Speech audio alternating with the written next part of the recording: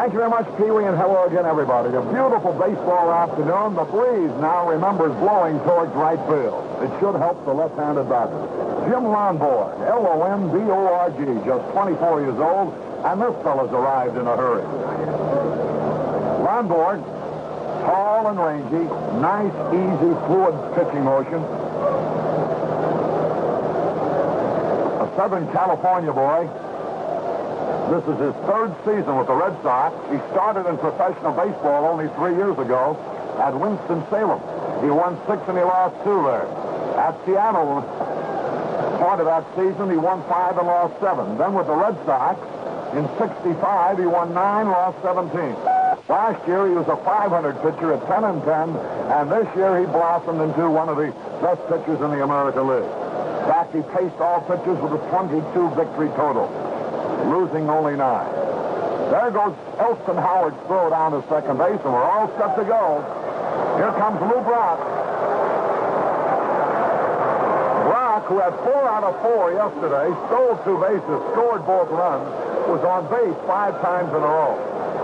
The ballpark here at Fenway is jam-packed. Brock steps into the batter's box. He loves to hit the first ball. The Red Sox have a good book on the Cardinals. They know all about these hitting tendencies. But even knowing about them sometimes doesn't help you. Here's Lonborg getting set. Elston Howard is giving the signal. The outfield straight away. And Lonborg into the windup, the first pitch of the ball game. High and inside, it spun him away. There's no way that Brock could hit the first ball today. That was almost like a purpose pitch, as if to say, you're not going to get any toe hold on me. Lonborg delivers now, and here's the pitch. And it's a strike call. The slider caught the outside corner as Brock shortened up as if to bunt. I think Lonborg led the American League in hitting batters. He did with 19. Here's the pitch on the way. Way outside. And the count, 2 balls and a strike. Howard. Lonborg has experience behind the plate today in Elston Howard, a veteran of a number of World Series with the Yankees. 2 balls and a strike. Nobody on, nobody out. The game has just started. The pitch. Boom! And he missed strike 2. And boy, he blew that ball by him. A lightning fastball at the knees that time. Brock had a good cut and missed. And the count is evened up. 2 balls, 2 strikes. Brock strikes out quite a bit, 109 times during the regular season. But he does a lot of everything. A lot of hits, a lot of runs, a lot of stolen bases. 2 balls, 2 strikes. The pitch to the left-hand batter. Line drive right to the shortstop. Brock line to cut the Philly. And so that's 1 away, and he almost had himself another hit, Pee-wee. Yes, he did, Harry. And you're talking about that first pitch to Mr. Brock, the purpose pitch. Lonborg says when he became a real good pitcher this year, Dal Maxvill, the pitching coach of the Red Sox, taught him to come inside with that fastball. Make those hitters respect you. Here now is Curt Flood, and the first pitch is a curveball. He too shortened up as if to bunt and took it outside. 1 ball, no strikes, 1 out, and nobody on. The ball game has just started. Second game in the World Series at Fenway Park, Boston. Here's the pitch by Lonborg. Swung, ground ball to the third baseman, fumbles it, picks it up, fumbles it in, picks it up, throws. Still gets him at first base. Curt Flood had to get a bad start away from the plate as Dalton Jones fumbled the ball, reached for it, wasn't able to pick it up, reached for it again, and then threw perfectly to George Scott and barely beat Curt Flood for out number 2. Well, 2 up, 2 down. The Red Sox already are ahead of yesterday. And at this time yesterday, Brock was at second base with 1 out. So here's Maris, 2 out and nobody on base. The pitch. Curveball low and outside. 1 ball, no strike. A hazy sort of a day at Fenway today. Big crowd on hand. 75-degree weather. Here's the pitch. High pop foul back and out of play. That evens it up with a ball and a strike. 2 men are out. Nobody on base. Top half of the first inning, no score. Al Barlick, the plate umpire. Elston Howard talking to him at the moment. Joe Schultz coaching at third base. Dick Sisler at first base for the Redbirds. Jerry Adair is playing Maris way back on the grass, practically in right field. Here's the pitch on the way. He swings at a curve and he misses. He took something off on his curveball, and he had Maris way out in front. Real good pitch that time. 2 strikes and a ball, 2 outs. Top half of the first inning. Cepeda kneeling in the on-deck circle. Here's Lonborg's pitch. Pops up. Maris hits a high pop fly. Adair backing out into right field. Audible coming in. Audible makes the catch. At the last moment, Adair got out of his way. Nothing across for the Cardinals in the top of the first. So at the end of the top half of the first inning, St. Louis nothing, Red Sox nothing. Hi, honey, I'm home. Hi, I'm upstairs. I'll be down in a minute. Okay. Have a good day? Oh, yeah, horrible. Yeah, I like the job again, huh? Yeah. I bought some new super king-size Winston cigarettes today. They're on the table in the hall. In the gold and red pack? That's right, great taste. It's not how long you make it, it's how you make it long. We took our son to the dentist today. What happened? 20 new cavities. Ouch. Wowee. Well, I can't find the money. Oh, listen, John, maybe they're in the table on the other side of the living room. What's the table doing over there? What'd you do, rearrange the furniture again? No, John, I always keep the table over there. John? Yeah. Cynthia? Mr. Fredericks, are you in the wrong house again? Tastes good. Good. Just Good.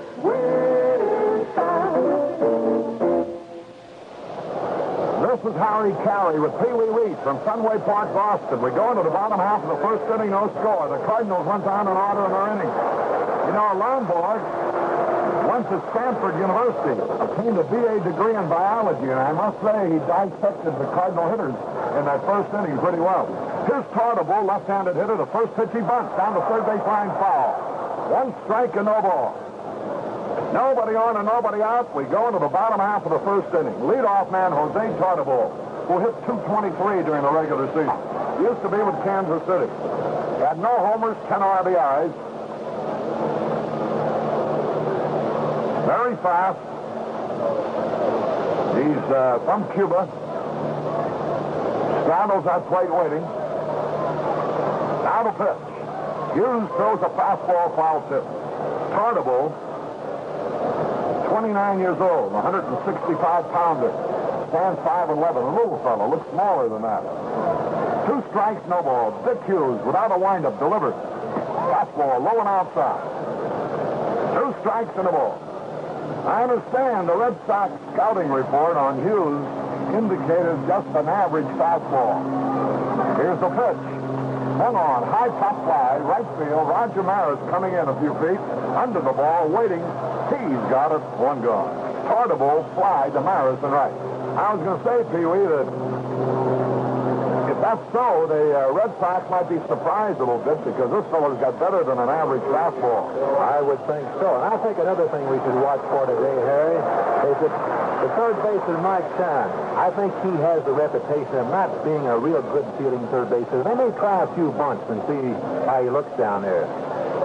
Here's Dalton Jones, had 1 out of 4 yesterday. Left-handed batter to pitch, way outside. Dalton Jones hit .289 during the season. Had 3 homers, drove in 25 runs. 1 out and nobody on. The ball game, bottom of the first, no score. Dick Hughes pitch. He had a good cut, and he fouled it back, and the count is even at a ball and a strike. You know, it was indicated yesterday and again today that these Red Sox hitters, they didn't have too much success perhaps yesterday, but there's nothing tight about them. They're swinging that bat. Jones just had a real good cut. Here's the pitch on the way. He swings and he misses strike 2. 2 strikes and a ball. 1 man out. You'll see teams in the World Series sometimes, and their hitters are quite obviously tight. They're not getting their normal swing. But that's not true of the Red Sox at all. They're getting their cut. Here's the pitch. He foul tips it, and again he had a real good swing of the slider.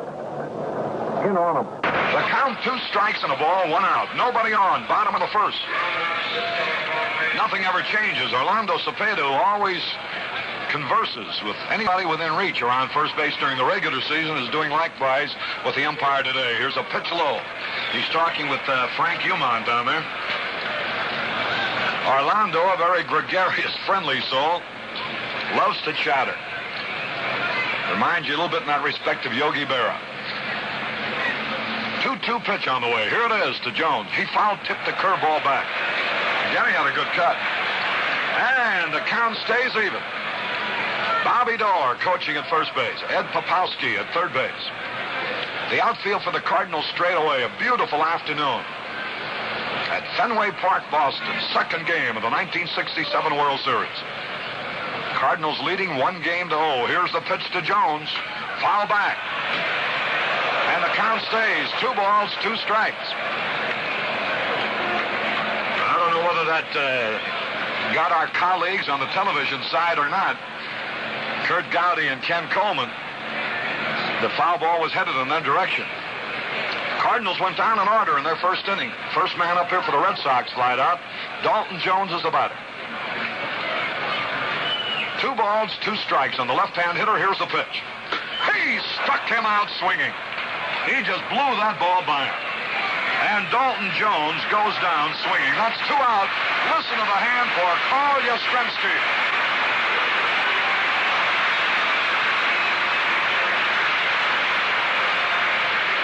Carl Yastrzemski, who did it all this past season.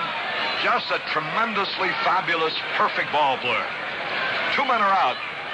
You know, a lot of baseball people compare Yastrzemski right now. Here's the pitch to him. And it's a slanter high to Stan Musial in his prime. He's the same type of ball player, does everything so well, and maybe even hits with a little more power. Here's a pitch on the way. Slow curve outside. 2 balls, no strikes. I don't believe Gibson at any time yesterday threw any off-speed pitch to Yastrzemski. It was all fast stuff. And Hughes surprised me on that pitch. Because his change is not one of his better pitches. But he did dare throw it to Yastrzemski, but it was high. 2 balls, no strikes. The pitch. There's a drive. If it stays fair, it'll be gone. Foul ball. Yastrzemski got out in front. Hit that ball a mile, but foul. And that brought a roar from the crowd. 2 balls and a strike.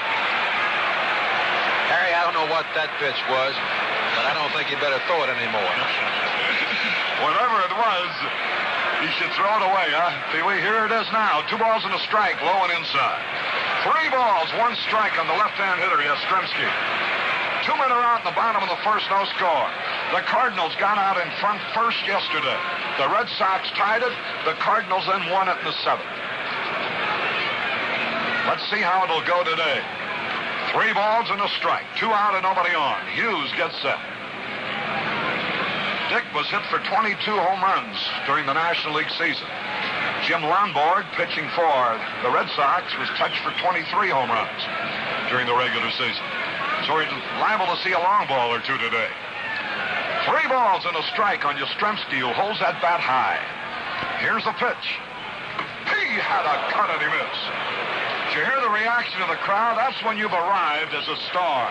When you swing and miss, you get the same kind of a reaction. A very audible one, as you do when you hit one out of the ballpark. That's what you call the tribute to greatness. 3 balls, 2 strikes. Only fellas like Babe Ruth, Joe DiMaggio, Stan Musial, Ted Williams, Willie Mays. Those are the guys that the crowd, when they swing and miss, react as much as when they hit the ball out of the ballpark. 3 balls, 2 strikes, 2 out. Yastrzemski up there. No score. Bottom of the first. Dick Hughes against Jim Lonborg. Here's the pitch. It hits his bat and goes foul. He didn't mean to swing. He had started. The pitch was bad, low and inside. It hit his bat and went foul. 3 balls, 2 strikes. Yastrzemski was hitless yesterday, you know, against Gibson. He was 0 for 4. Playing in his first World Series. Now the sign. 3 balls, 2 strikes. Hughes pitch. He foul-tipped it back, and what a riffle he had. Yastrzemski went around with everything on that pitch, but fouled it off. A handsome young man. Went to Notre Dame, you know. 3 balls, 2 strikes. Now the signal. Dick Hughes gets set. shakes off 2 signs with his glove. Yastrzemski gets out of the batter's box. Sometimes they're really shaking the pitch off, and other times they're just trying to psych the hitter to make him wonder what in the world does he want to throw to me. 3 balls, 2 strikes. The pitch by Hughes. Again, he shakes it off with his glove. Hughes usually pitches much more quickly, and this too might be a tribute to Yastrzemski. Dick Hughes ordinarily is one of the quickest workers in baseball. He and Gibson are almost identical with the speed with which they throw. Pee-wee, I know you'll want to comment, but I don't want to miss this pitch. Here it is, 3-2. Ball 4, he walked it. Well, Harry, I was sitting here watching Tim McCarver, and I think they were playing a game with Yastrzemski. They were trying to make him wait and upset him. McCarver would wiggle his glove, and Dick Hughes would wiggle his glove. I think they knew what they wanted to throw him, but as you said, they just wanted to try to needle him a little bit, and Yastrzemski kept backing out of there. Well, that brings up George Scott now. He was a good hitter yesterday with 2 out of 3. He was a fine hitter during the regular season with a .303 average, 19 homers. Yastrzemski lead the throw over. He's back standing up. George Scott, 19 homers, 82 runs batted in. Look at the lead by Yastrzemski. Quick throw, but he's back. Throws a little high. Yastrzemski, a running start off first base. Here's Hughes' pitch. Scott takes a fastball low. 1 ball, no strikes. 2 men are out, a runner at first base. The first base runner of the ball game. We're in the bottom of the first inning at Fenway Park. The second game of the World Series. The action shifts to St. Louis Saturday afternoon. Here's the stretch, the pitch. He had a cut and he missed. 1 ball, 1 strike. 2 men are out. You can tell the way these Red Sox hitters swing that bat why they score a lot of runs. Why they did during the American League season. Here's the stretch. The pitch. Curveball is high. And the count. 2 balls and a strike. Dick Hughes appearing in his first World Series game. After a checkered minor league career, all of a sudden, here he is. The stretch pitch. A little bit wide. And it's ball 3. 3 balls. And a strike. Dick Hughes, born in Stevens, Arkansas, lives around Shreveport. Scoreless game. Yastrzemski, the only base runner so far with a walk, is at first base. 3 balls, 1 strike on George Scott, big right-handed batter. Here's the pitch. Strike 2 call. So now Yastrzemski will be going with the pitch. Dick Hughes' career started in towns like Keokuk, Winnipeg, Winston-Salem, Tulsa, Portland, Atlanta, York. Here's the stretch. The pitch. There goes a runner. Swung and fouled out. And the count remains 3-2. I mentioned York, Jacksonville, Toledo. And finally, the tail end of last season, he came up with the Cardinals. And now here he is pitching in the World Series after his first full year in the National League. 3 balls, 2 strikes. Yastrzemski will be going. And the pitch, there he goes. He struck him out. A slider. And Scott went down swinging. No runs, no hits, no errors, 1 left. At the end of 1 inning. St. Louis nothing, Boston nothing. When this World Series is over, can winter be far behind? No, it won't be long now before your car has to battle ice and snow. So why not get it into shape for the off-season now with snow tires from B.F. Goodrich? They're built tough to drive one through the tightest defense winter can muster. BFG Trailmaker Silvertown snow tires have a husky modern tread that really digs in, takes off sure and stops just as surely. Trailmaker's deep biting edges pull you through. Tough 4-ply nylon cord construction means more safe driving miles. And Trailmakers never shout their own praises. They run quiet on wet or dry roads. Steel safety studs, sure, if you want them. So get on down to your B.F. Goodrich dealer and get your car decked out for winter driving. Open a BFG Choice Charge account. and you won't have to plunk a penny down. B.F. Goodrich Trailmaker Silvertown Snow Tires. Only at your B.F. Goodrich store or dealer.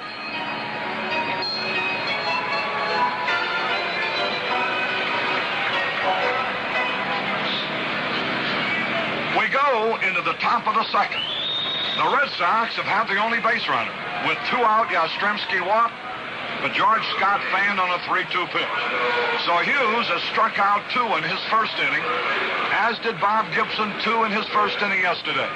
The commissioner of baseball, William D. Eckert, entertaining a war hero here today. Here's Orlando Cepeda. Lonborg's first pitch. Curveball outside and high. Cepeda hitless yesterday. Batted .325 during the regular season. 25 home runs, 111 runs batted in. Led the league in that RBI. They play Cepeda straight away indeed. He hits the ball to all fields with power. Here's the pitch.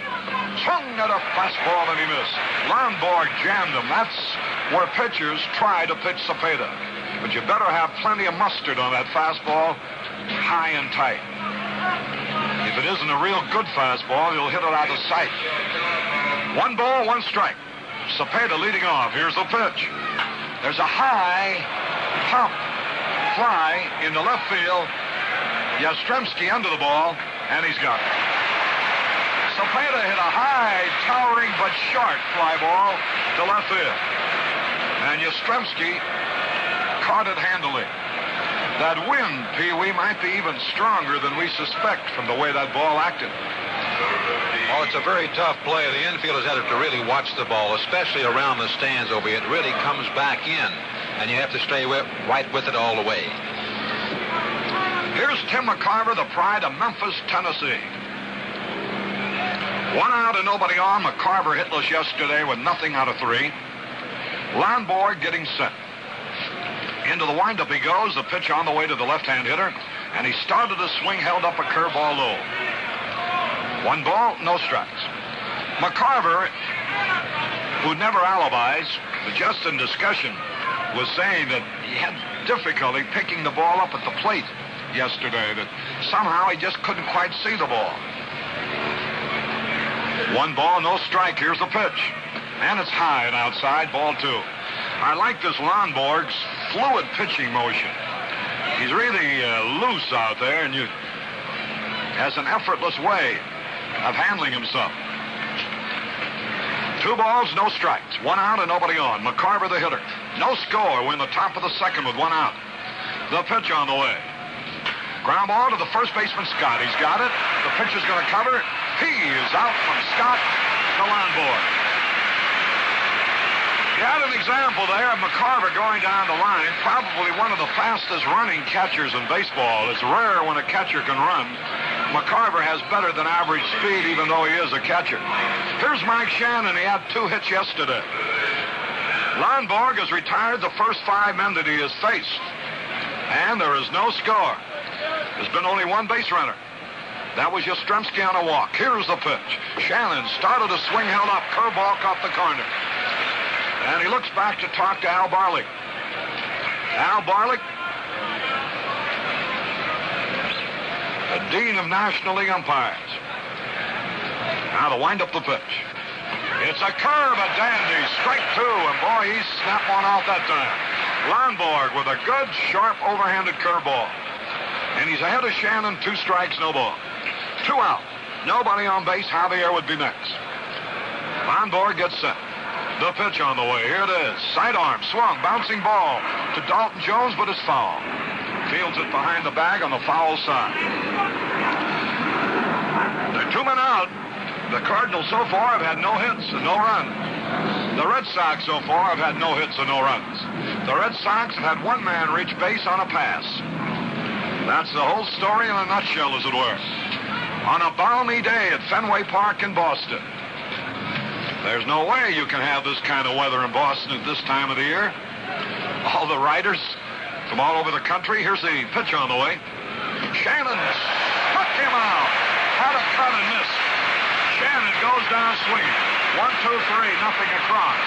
And at the end of an inning and a half, St. Louis nothing, Boston nothing.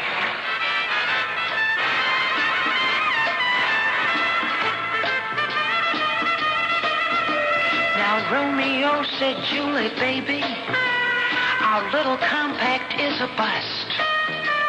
I've been down to see the Dodge boys. They got a man-sized dart for us. Dart giveth fever, Dodge fever. We're the sleek shade fever that's got everyone. Fever, you're gonna love it. That's why Dart is #1. You get the fever, Dodge fever. You get the fever, Dodge fever.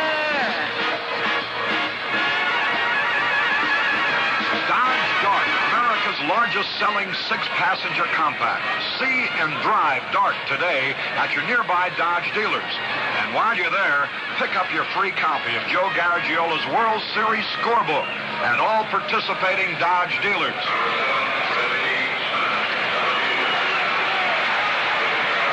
We go to the bottom of the second, and Reggie Smith will lead it off. Reggie had 1 out of 3 yesterday, laid down a hit. 84 degrees. Tony Kubek informs me as he takes his jacket off. Here's the pitch to left-hand hitting Reggie Smith, a curveball outside. I started to mention riders from all over who are covering the series naturally expected cool weather in Boston. All have heavy clothes, yours truly included. The pitch swings and he misses. But we have had perfect midsummer type weather at Fenway Park these 2 days.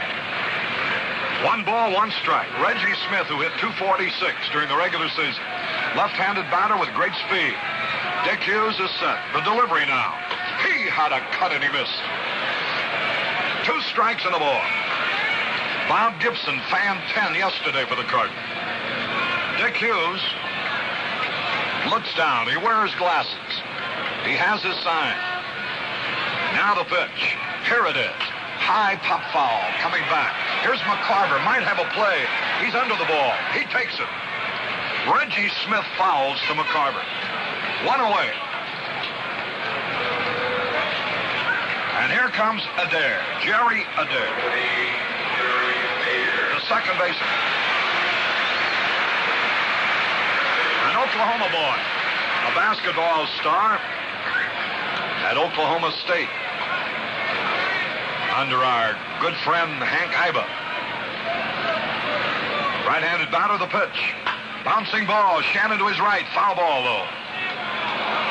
1 strike and no ball. Adair hit .273 during the regular season with 3 homers and 35 runs batted in. Hitless in 4 trips yesterday. Striking out 2 times. Right-handed hitter. Here's Hughes getting set. The pitch. There's a drive. Deep left field. Brock going back. He leaps. He makes the catch. Lou Brock leaps high against the left field wall. And between Yastrzemski and Brock, you wonder what you have to do to get a base hit in left field. A great play, robbing Adair of extra bases. He cleans up the ballpark after we're through, Harry. 2 men are out. And here's Rico Petrocelli, the shortstop, right-hand hitter, swings, hits a high pop foul back and out of play. 1 strike and no ball. Brock went right to the base of the Green Monster that time, to the left of the scoreboard, leaped high and came down with that ball. 2 men are out. Here's the pitch. Fastball high inside. I guess he said as he threw the ball back to the infield, Pee-wee. There you are, Yaz. You're not the only guy who can do that. 1 ball, 1 strike, 2 out, nobody on. Petrocelli, the hitter, the delivery. Curveball in there, a beauty at the knees. There's every hitter's all-American weakness. That sharp-breaking curveball on the outside corner at the knees. 2 strikes and a ball. The pitch. Just barely missed that same corner with the same kind of a curveball. And the count evens on Petrocelli. He hit .259 during the regular season with 17 homers. Swirl of dust causes the game to be delayed for a moment. Petrocelli steps back into the batter's box. Neither team has had a hit in this ball game yet. No hits, no runs. The pitch, high fastball, ball 3. That's the 3rd hitter that Hughes has had a full count on. One he walked, Yastrzemski. The other one, Scotty struck out, and now let's see what he's going to do with Petroselli. 2 men are out, nobody on base. Hughes gets set. Shakes off a sign with his glove. Here's the pitch. There's a line drive base hit. Petroselli lined a single past Shannon, who dove in vain for that ball. So Petroselli is on with a solid single in the left field, and Tim McCarver goes out to talk to Hughes. As I mentioned, the first hit of the ball game, a line single. Mike Shannon left his feet in a headlong dive, but couldn't reach it. Harry talking about Tony Kubek. Tony Kubek and I was standing back here yesterday after the game was over, no hurry to go anyplace, and we saw something we'd never seen before. The Red Sox came out after everyone had gone and took batting practice. And Rico Petroselli was one of them, and I said, Rico, did you learn anything yesterday? He said, yes, I did, Pee-wee. I think my stance was too much closed. I'll open up. I think I'll get some hits today. Well, he did. Here's Elston Howard. First pitch, swung on, fly ball, deep center. Under the ball, Flood. He's going to get it near the track. He's got it. And that retires the side. Elston Howard on the first pitch hit a towering fly ball. No runs, one hit, no errors, one left. At the end of 2 innings, the score, St. Louis nothing, Boston nothing. Hi, this is Malcolm Meany. Maybe you don't recognize my name, but you know my face right away. I always play the bad guys in the movies. I had this real heavy beard. I looked mean as anything. Whenever I came on the screen, people always said, hey, what's that guy's name again? Well, his name was Malcolm Meany, because that was me.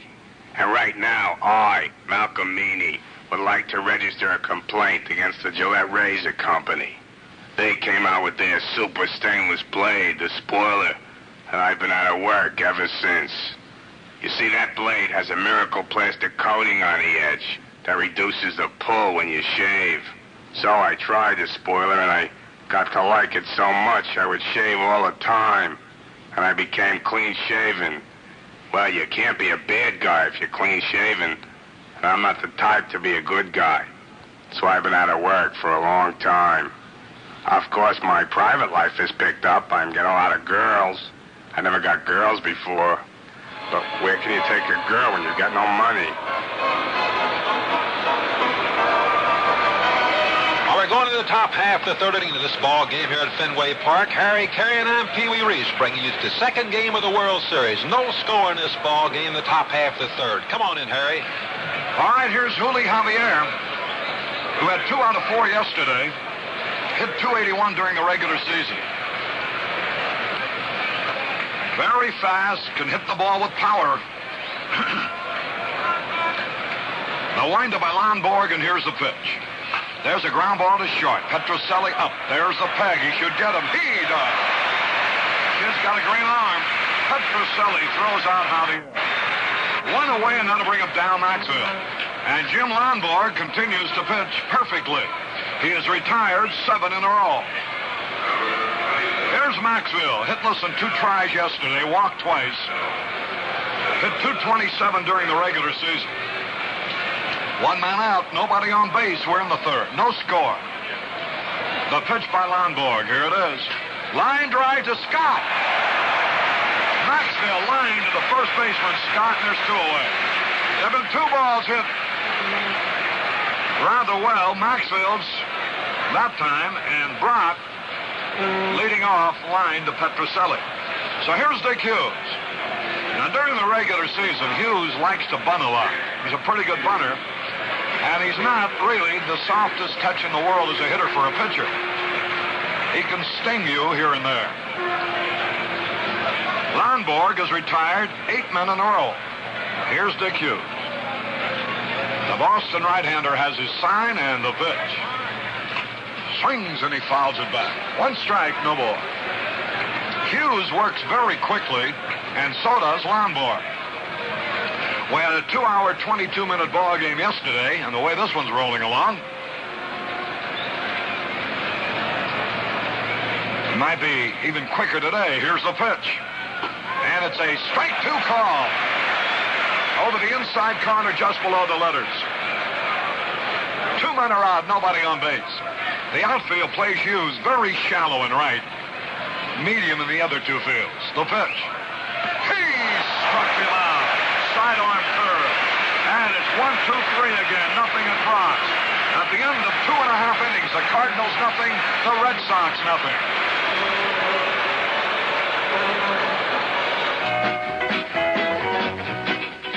Well, how about that? Well, how about what? I forgot my cigarettes. Oh, yeah? Tell you what. Then try one of mine. Try one of yours? Try one of mine. Have a Salem. I think I will. Salem, the menthol cigarette that refreshes your taste for you. Salem, the menthol cigarette all of Americans turn to. When you buy a menthol cigarette, don't take anything but the best. Salem, the menthol cigarette, the one brand that outsells all the rest. Try one of mine. Turn to Salem, for a taste that's springtime fresh.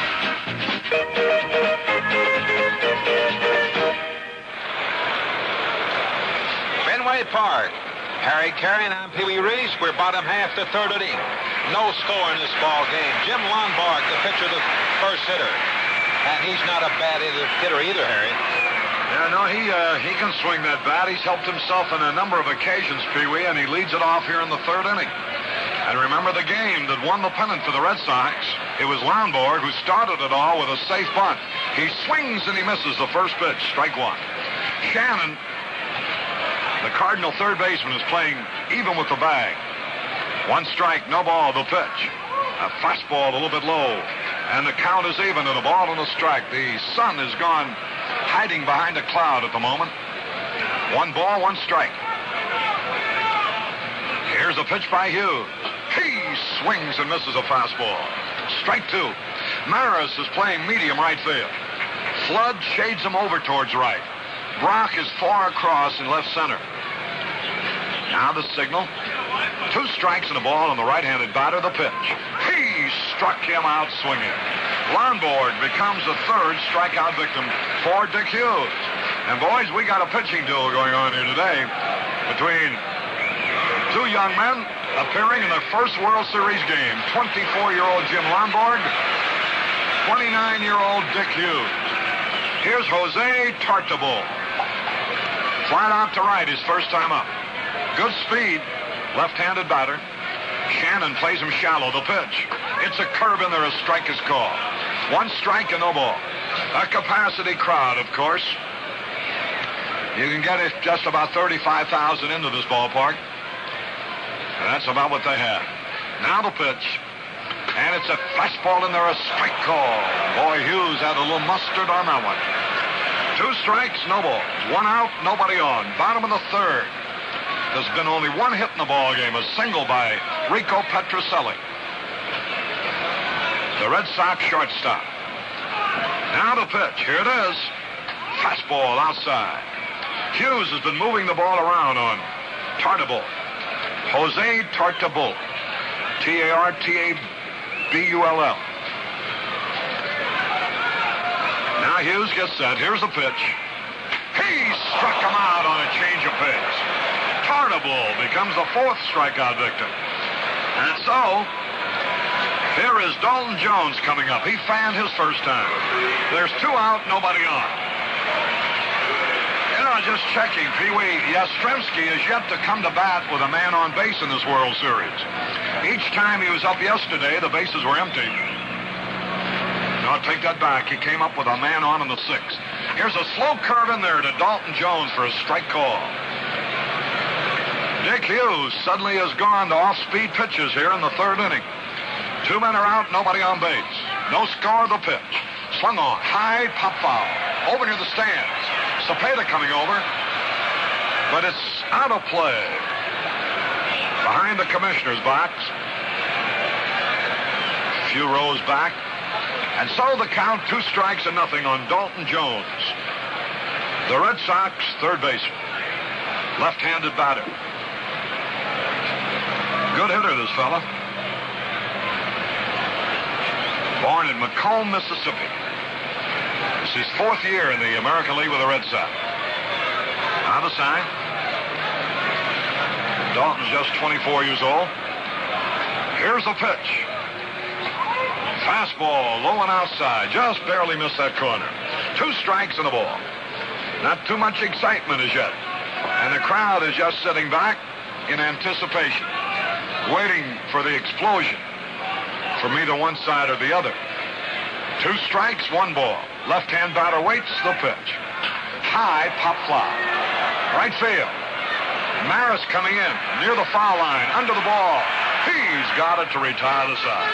Jones flies to Maris. 1, 2, 3 for the Red Sox in the bottom of the 3rd. And at the end of 3, it's still Cardinals nothing, Boston nothing. If you're swinging for a new set of snow tires this winter, don't be struck out by a fast-selling pitch. Make the sure hit at your straight-talking B.F. Goodrich dealer. Ask him about the BFG Trailmaker Silvertown. It's the hardest-hitting snow tire on the road. A tough competitor that digs in deep to keep you going on ice or through heavy snow.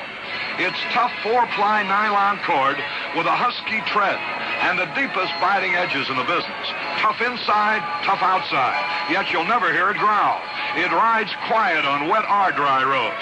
Trailmaker Silvertown snow tires have stopping power, too.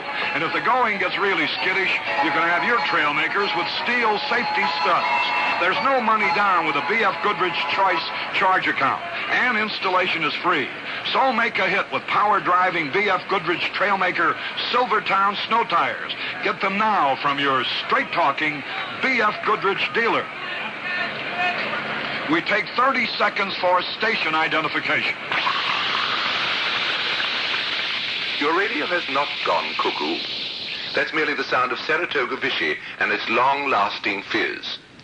The story behind that fizz is even stranger than the sound. You see, nature carbonates Saratoga Vichy, giving it a perky little fizz with incredible staying power. It keeps drinks fresh far longer than club soda or any of the imitation Vichy's. Saratoga, the authentic Vichy in the yellow label. This is WGYWG-FM Schenectady. Still a Brock, a ground ball, a dare, a great backhand stop. The goal, they got it. Beautiful play. Jerry Adair moves to his right. Backhanded play, whirled him through and got Brock at first base. That brought the crowd roaring to its feet. A sparkling play by the Red Sox second baseman, Jerry Adair. And here now is Curt Flood, 1 out.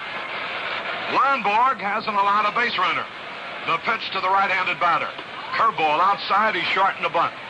1 ball, no strikes. 1 out. No score, top of the 4th. Curt Flood, the hitter. Roger Maris would be next. Lonborg working on a perfect game. He's retired 10 in a row. Now the windup, the pitch. He had a cut it, he missed the fastball. And that evens it, a ball and a strike. I'm sure you all recall that there was once a perfect game pitched in World Series competition. Probably the most unbelievable feat of all. Here's the pitch, high and inside. For a pitcher to retire 27 men in a row without anybody reaching base, the odds against that happening must be something like 18 zillion to 1. But Don Larson did it. Here's the pitch. Ground ball, hit it for left field. Petrocelli up with the ball, throwing. It's going to be close. Out! Big argument around first base. Petrocelli went to his right, came up with the ball. Fired and just got Flood at first base on a close call. And Frank Beaumont. Here's the first beef of the ball game from Curt Flood, who now trots across to the Cardinal dugout. Petrocelli, a fine play and a perfect throw. And he had to have something on it, or there would have been no chance. Here's Maris. The pitch. Curve in there at the knee. Boy, Lonborg is just as sharp as a man can be. Hitting the corners, keeping the ball down. Has command of his fastball as well as his breaking ball. Let up that time low. And the count. 1 ball, 1 strike, 2 men are out. The Cardinals haven't had a base runner. The Red Sox have had only 1 hit. No score in the top of the 4th. Here's the pitch to Maris. That fastball low. And the count, 2 balls and a strike. Roger Maris, who drove in both runs yesterday in the Cardinals' 2-1 victory over the Red Sox. Roger straddles the plate. Swings that bat around. A home run threat. The pitch. Low inside. Ball 3. And now Lonborg, for the first time, is in danger of losing a man. 3 balls, 1 strike, 2 out. Nobody on base. No score. A jam-packed crowd here at Fenway Park. Jim Lonborg. 3 balls and a strike. The big right-hander delivers. High pop foul out of play. Into the stand. And that'll give you a tip-off how fast Lonborg is. With 3-1, Maris was swinging, but he couldn't pull the trigger quite fast enough. He got around late on a fastball and fouled it into the third base stand. 3 balls, 2 strikes. No Cardinal has reached first base yet. Cepeda waiting to hit. He's in the on-deck circle. Maris, 3 balls, 2 strikes. Lonborg leaning forward. Here's the pitch. High pop fly in the infield. That'll be easy. Dalton Jones getting under the ball. Now Petrocelli. And Scott was right under him in case he missed it. Maris popped to Petrocelli. 1-2-3, nothing across. At the end of 3.5 innings, it's still Cardinals nothing, Red Sox nothing.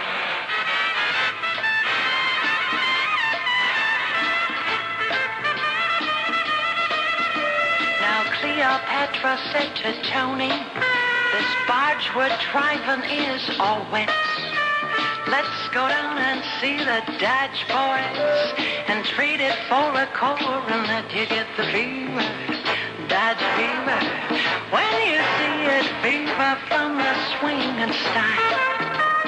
Fever. When you drive it, fever every single mile. You get the fever.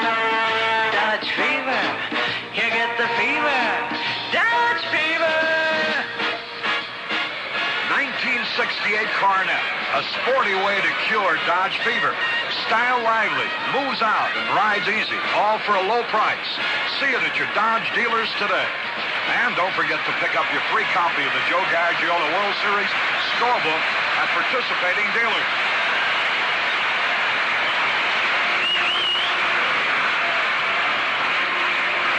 $35,188 today. Slightly larger crowd than yesterday. Here's Carl Yastrzemski to lead it off in the bottom of the 4th. No score. Dick Hughes gets set. His uniform already drenched with perspiration. It's a muggy day. Here's a pitch. He had a cut and he missed. Oh, does he ever unload when he swings that bat, Pee-wee? Yes, he does, Harry. And another thing, you're talking about the power of Yastrzemski may have a little more power than Stan Musial, but up until this year, I think the most home runs he ever hit was 16. He's just acquired this power this year. That's the way Stan was. Early in his career, he didn't hit many. Here's a pitch swing, and there it goes, way back. It might be out of here. It could be. It is. A home run.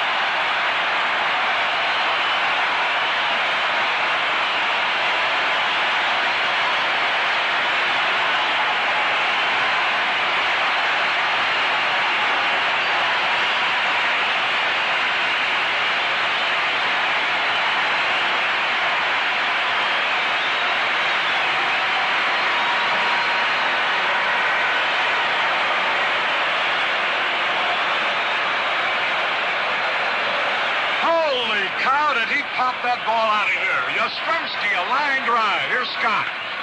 Here's a bouncing ball. Left field, base hit. Scott singles to left. And now the Red Sox getting to Dick Hughes. As Yastrzemski line one deep into the right field corner at about the 380 mark. Now Scott singles to left, and here's Reggie Smith. This crowd came roaring to its feet.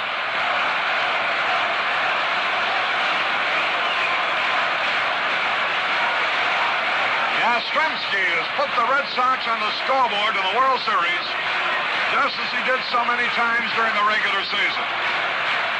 Reggie Smith with a runner at first, nobody out. Dick Hughes, the pitch. It's a fastball sinking low. The Cardinal bullpen stirs. Nobody's actually started to throw yet, but they're starting to move around. Hughes, it's a muggy day. Temperature 84 and it's humid, especially down on the field, and his uniform is soaked with perspiration. The pitch to Smith. High fly ball, left field. Brock going back. Near that fence, he's got room, calling for the ball. He takes it. Here's Scott tagging up at first, but Brock throws and almost overthrows everybody. Threw the ball over Javier's head, and Dick Hughes, halfway between first and second, had a leap. Brock with a strong arm, almost overly strong that time. But Scott was only decoying anyway. So Smith is flat out to Brock. Here's Jerry Adair.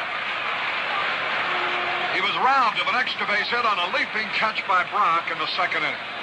Carl Yastrzemski's home run has given the Red Sox the lead. 1-0. Here's a throw to first, Scott back. Don't be surprised. The Red Sox have the momentum. Jerry Adair can handle the bat. Nick Williams, the manager of the Red Sox, may send George Scott. The stretch, the pitch. A bouncing ball, got a chance to beat it out down the third base line. Hughes is play. Save! An infield hit for Jerry Adair.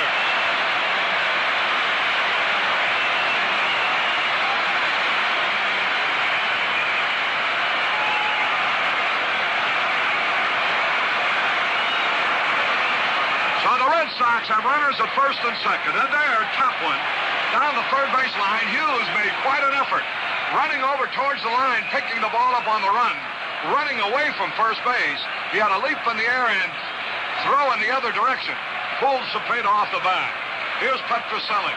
He got the first hit of the afternoon. A single in the second inning. There have been 3 hits in this inning.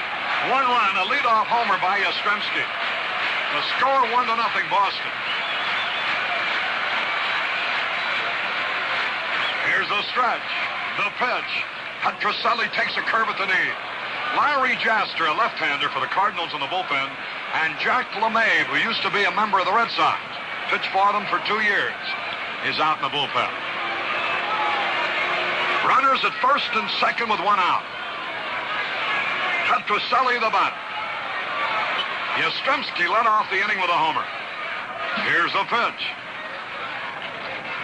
He had a cut and he missed. Swung at a bad ball up around his Adam's apple. And the count, 2 strikes. Elston Howard would be next. The Red Sox have taken the lead for the first time in the 1967 World Series. They never led at any time yesterday. They were tied until the 7th. Today they're the first to score. Now the stretch from the belt. Here's the pitch. High pop foul coming back. No play on the screen. And so it's 2 strikes or nothing on Rico Petroselli. Jerry Adair is at first base. George Scott at second base. There's 1 out. Yastrzemski has already circled the bases with his first homer of this World Series. And what a belt it was. A line drive hit like a shot. 2 strikes, no ball. Now the delivery. Here it is. Low outside. 2 strikes and a ball. Yastrzemski's line drive, he hit that one like Pee Wee hits the golf ball. I'm glad you didn't say baseball. I would have to be truthful, Pee Wee. 2 strikes and a ball. The pitch. There's a high drive foul into the left field corner, out of play. A towering one, too. So it's still 2 strikes and the ball. $35,188 paid this afternoon. $34,796 yesterday. Rico Petrocelli with the Red Sox, leading 1-0. Teammates at first and second. 1 out. The count, 2 strikes and a ball on him. Dick Hughes trying to pitch out of trouble. Now the delivery. High pop foul coming back. McCarver off at the mask. No play. Onto the screen. And the count stays the same. 2 strikes and a ball. The action will switch to St. Louis. The 3rd, 4th, and 5th game, if necessary, will be played in St. Louis Saturday, Sunday, and Monday. And then the 6th and 7th games, if necessary, in Boston. Following Wednesday and Thursday. Here's Petrocelli. Runners at first and second, 1 out. The stretch, the pitch. He foul tipped, had a good cut. And he's still alive up there. The pitch that Yastrzemski lined into the stands looked like it was a slider or fastball to the inside part of the plate. 2 strikes and a ball. 1-0 in favor of Boston. We're in the 4th. Petrocelli wears a helmet with that ear flap on it. Extra protection. Now the signal. Waiting. Dick Hughes gets set. Here's the pitch. Low outside. That evens it up. 2 balls, 2 strikes. Larry Jaster and Jack LeMahieu are working out in the bullpen for St. Louis. Jim Lonborg has pitched perfect baseball for 4 innings. He has retired 12 in a row. Runners at first and second. Right-hand batter waits. The 2-2 pitch off the stretch. Here it is. Foul back, and he had a good cut. Petrocelli's a strong little fella. He's small in size, but when you hit 17 home runs and drive in 66 runs, you know you got some power.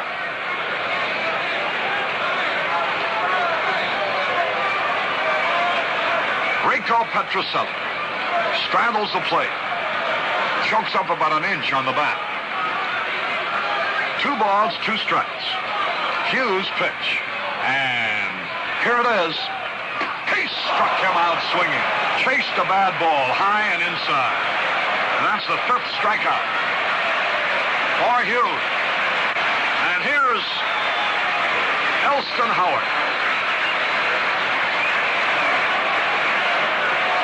Flied out deep to center his first time up. Right-handed hitter. Howard straddles the plate, waits. The pitch. Low curveball outside. Elston was in. 9 World Series with the Yankees. And now in his 10th World Series as a member of the Boston Red Sox. 1 ball, no strikes. The stretch, the pitch. Hot shot on the ground. Great play by Javier. Throws to second. He's out. Sensational play. Howard is robbed of a base hit. And Javier, diving stop, gets up in time to throw to the shortstop for the force out. And it's 1 run, 3 hits, no errors, 2 left. At the end of 4 innings, the score, Boston 1, St. Louis nothing. Hello, my name is Timothy Timmon, and I had a terrible experience the other day.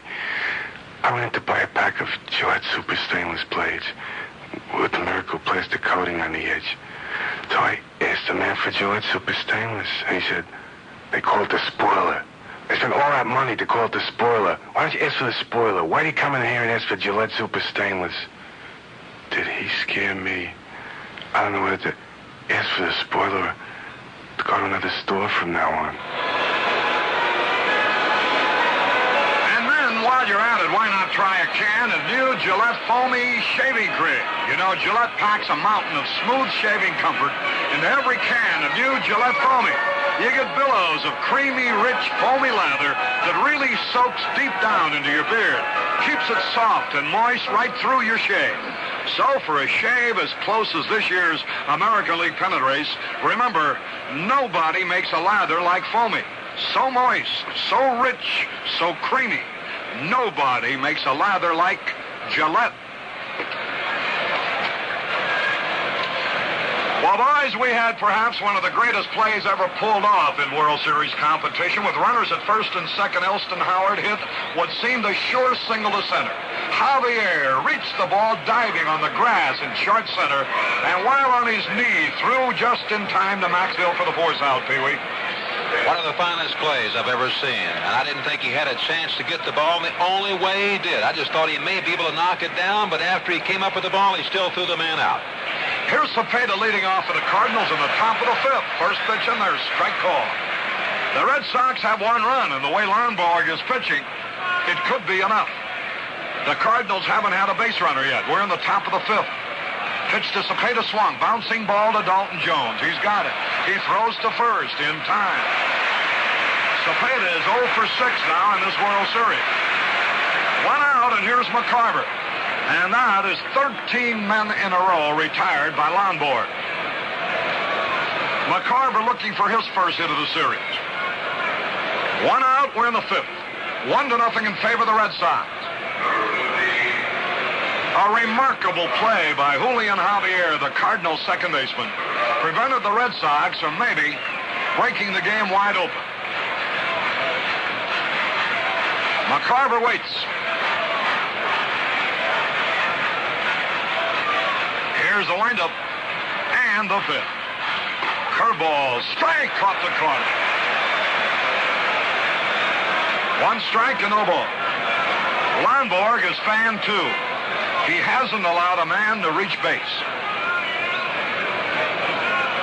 And the totals for the Cardinals read like this up on the board. No runs, no hits, no errors. Now the windup, the pitch. A little tap, foul. Strike 2. McCarver didn't have a very good swing at that one. It was an off-speed type of pitch that fooled him. And the count, 2 strikes, no ball. One out, fifth inning. 1-0 in favor of the Red Sox on Carl Yastrzemski's home run. Mike Shannon will be up there next for the Cardinals. We're in the top of the fifth. Here's the pitch. Fouled out of play. McCarver was trying to go to the opposite field. And the count, strike 2. No ball. One out. Nobody on. Top of the fifth. 1-0 in favor of the Red Sox. The second game of the World Series. Here's the windup. The pitch. And it's high and outside. 2 strikes and a ball. The Red Sox trying to even up the series. Jim Lonborg, big, good-looking right-hander. A California boy from San Luis Obispo. 2 strikes and a ball. Here's the pitch. High, lazy, pop fly, left field. Yastrzemski coming over. He's got room, and he makes the catch. McCarver pops to Yastrzemski in short left field. 2 gone. And here's Mike Shannon. He fanned his first time up on 3 sharp-breaking curveballs. 2 men are out. The score 1-0 Red Sox. A hot day in Boston. Lonborg is very cool out there, though. And here's the pitch. Shannon takes a curve, a strike call. I don't know, Mike hasn't seen anything but a bending ball yet against Lonborg. Whenever they find out that you can't hit something, they'll keep throwing it. You've proved that you can. Here's the pitch. A high pop foul back. Out of play as Howard chases it, but it's in the stand. 2 strikes, no ball. Lonborg is forcing Shannon to give up, to give room at the plate. Give way. It's falling away from him. The Red Sox have 1 run, 4 hits, no errors in this ball game, and the Cardinals nothing. They haven't had a man reach base. Yastrzemski's home run is the ball game as of now. That plus Lonborg's perfect pitcher. 2 men are out, nobody on base. The pitch to Shannon. He struck him out. A curveball. Shannon was ducking out of the way, but the ball was in there for strike 3 call. 1, 2, 3, nothing across. And at the end of 4.5 innings, the score, Boston 1, St. Louis nothing. It's what's up front that counts. And up front ahead of the filter. Only Winston has the good taste. That comes from Filter Blend. Filter Blend means fine tobaccos for the best taste yet. That's why Winston is America's largest selling cigarette. Winston's out front, because up front, only Winston has Filter Blend. Choice golden tobaccos specially selected for the best taste in filtered cigarettes.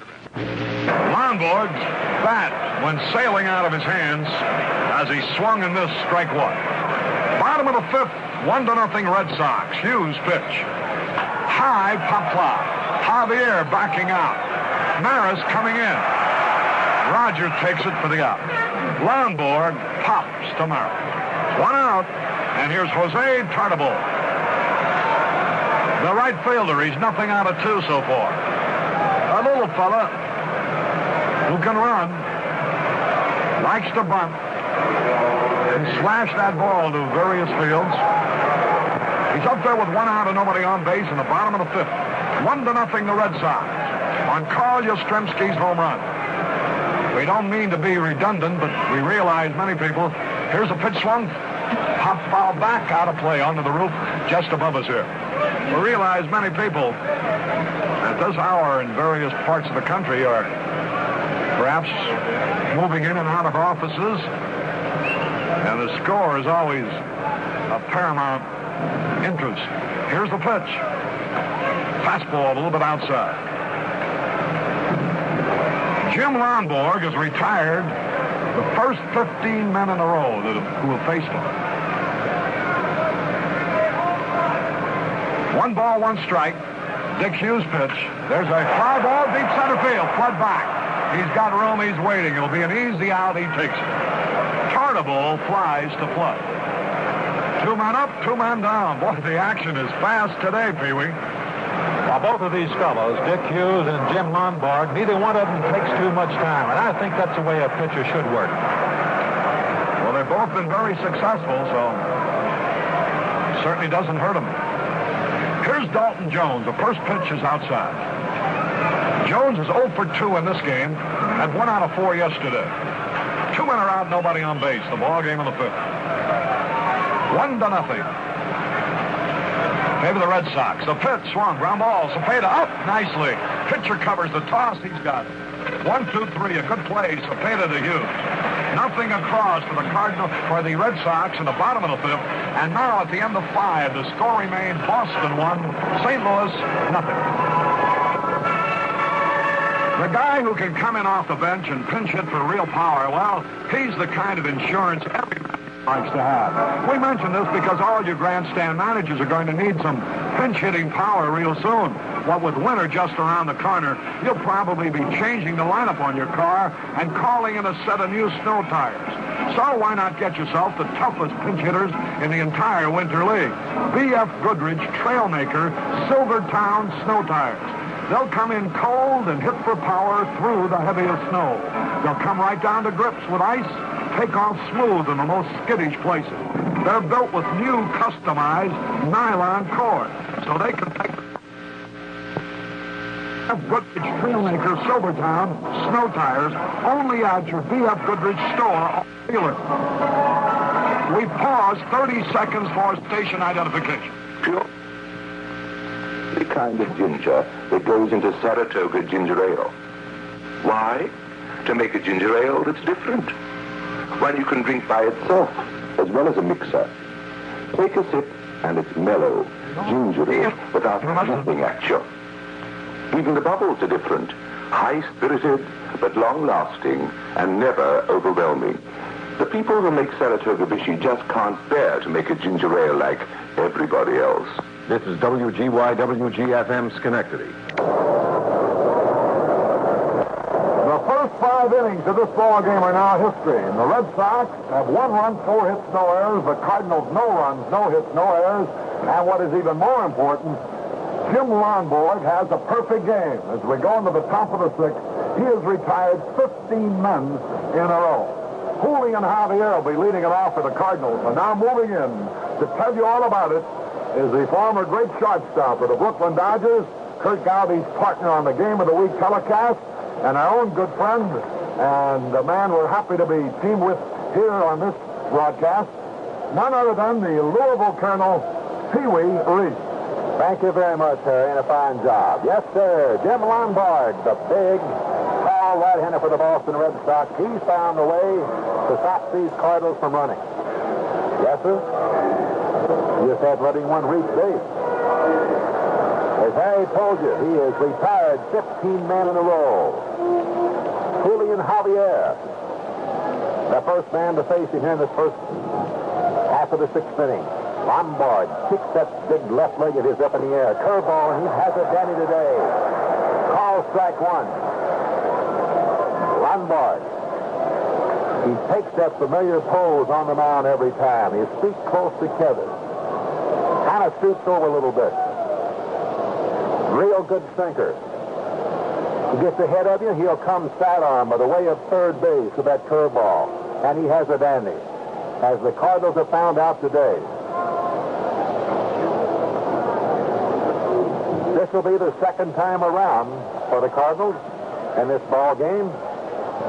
And looks to me like they have not gotten on to Lonborg as yet. There's that curveball inside. 1 ball, 1 strike on Javier. Leading things off here in the top half of the 6th inning. The score, the Red Sox 1 and the St. Louis Cardinals nothing. Yes, sir, a home run by Carl Yastrzemski. Lonborg looking down to his catcher, Elston Howard. Javier, way back in that batter's box. Pokes up on the bat a little bit. Elston Howard giving the sign, moves outside. Here's the pitch. A fastball hit right off the end of the bat over in the Red Sox dugout. We've talked about Lonborg. Pitching a great ball game. Well, so is Dick Hughes. He's given up 4 hits and 1 run. Lonborg, no runs, no hits, and not a man has reached base. We're in the top half of the 6th inning. Javier. 1 ball, 2 strikes on him. Moves that bat back and forth. Lonborg kicks that big left foot. Curveball, a little high and outside. Makes the count 2-2. The infield is stopped straight away. Outfield not too deep. And Javier up there, he made a great play to save a run, and could have been more when Elston Howard hit a line shot back through the middle. He dove for it, came up with it, and flipped it to the shortstop. Retiring the side. Lonborg breaking pitch outside. A full count, 3-2.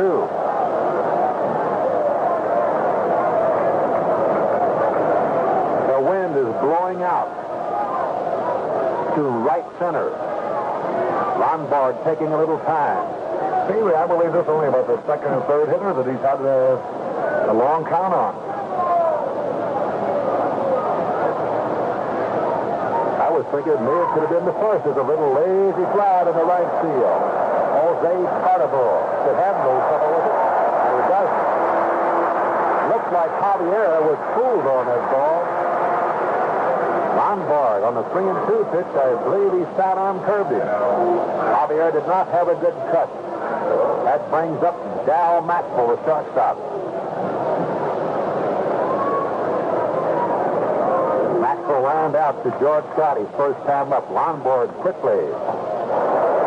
Swing. No contact for Maxvill. Lonborg right back up on that rubber. Elston Howard down giving him a sign. Maxvill up close to the plate, chokes up on the bat. Here's the pitch. Curveball in there. Call strike 2.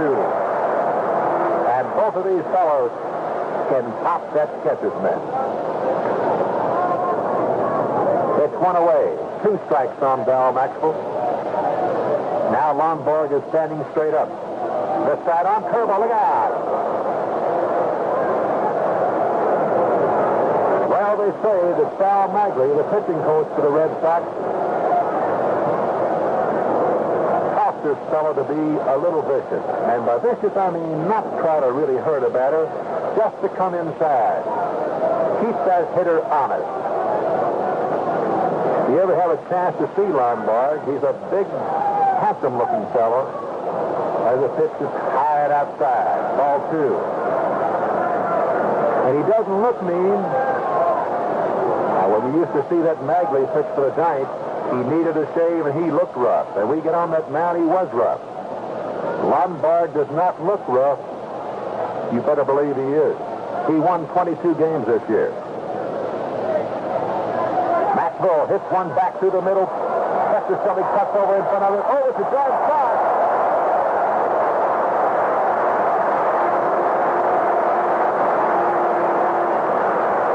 Chester Sully, who did not touch the ball yesterday in the field, or at bat, really, having a fine day today, made a couple of great plays. We have seen some good plays. Jerry Adair made a good play at second base. Javier at second base for the Cardinals. Dick Hughes is the hitter, the pitcher. Elson Howard gives him a sign. They don't play in too deep. Squares around the bunt one down the first baseline. George Scott coming in. He fouls it straight back on the screen. We're in the top half of the 6th inning. There's 2 away. 1-0. The Red Sox over the Cardinals. High and inside to Hughes. Makes the count 1 ball and 1 strike. During the season, Lonborg started 39 games. He completed 15 of them.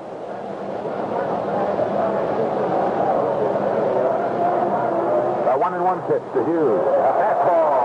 Just got that outside corner. Maybe you can hear the umpire, Al Baldick, behind home plate. When he calls a strike, you can hear him all over the park. And he's a great one. 1 ball and 2 strikes. Look out. Lonborg came inside with it. Almost got Hughes.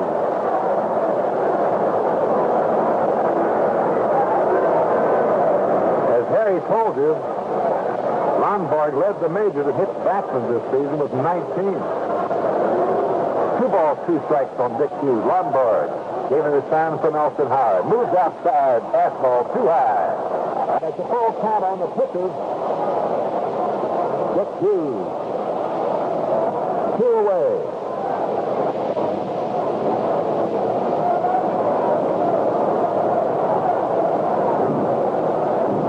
It's the Cardinals 10. Boy, a pitcher to walk another one. Let's see what happens here. Here's the pitch. He cut him out. Jim Lonborg striking out Dick Hughes, and that's all for the Cardinals. No one's nothing. And nowhere. After 5.5 innings of play, the score of Boston Red Sox 1, the St. Louis Cardinals nothing.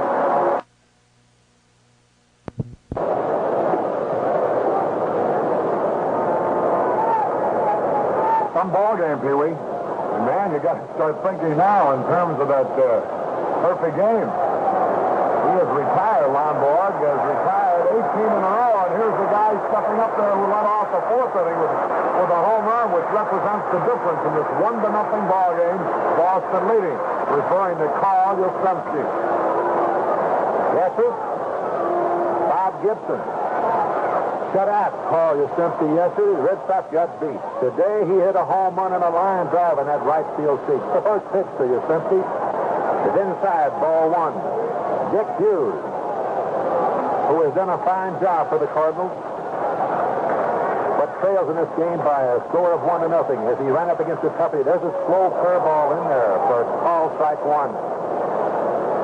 So after throwing that fastball to him the last time, You may see something a little bit different to him this year, but Harry says Hughes does not have a good changeup. Fastball. Little low. 2 balls and 1 strike. As you can see that Hughes is pitching careful to call Yastrzemski.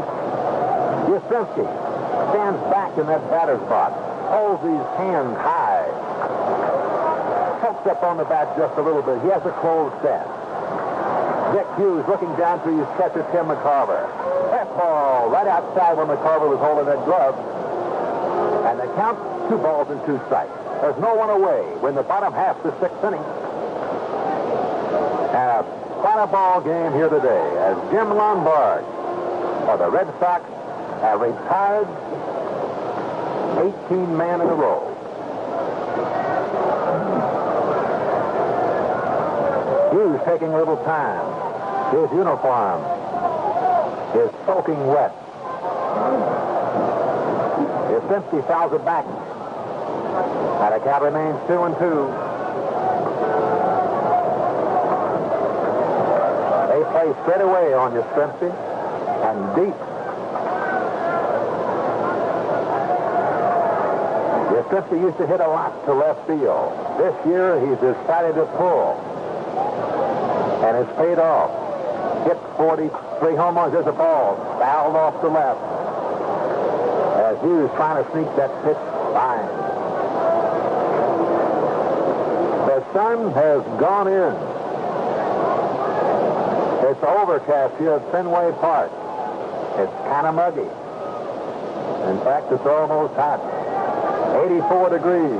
Tim McCarver out to talk to his pitcher, Dick Hughes, with a count of 2-2 on Carl Yastrzemski, leading things off for the Red Sox in the bottom half of the 6th inning. What did McCarver tell him? He could have told him anything. They played a game with him the first time up there. He kept making him wait. McCarver moves outside. There's what it was. Yastrzemski goes to the left. Rock over there underneath it and takes it. Third rock to left fielder. As Wynn brought that ball back in, kind of tricked him a little bit, but he came up with it. The Cardinals whipped that ball around the infield. George Scott, the big first baseman. He struck out and got a base, and he's 1 for 2.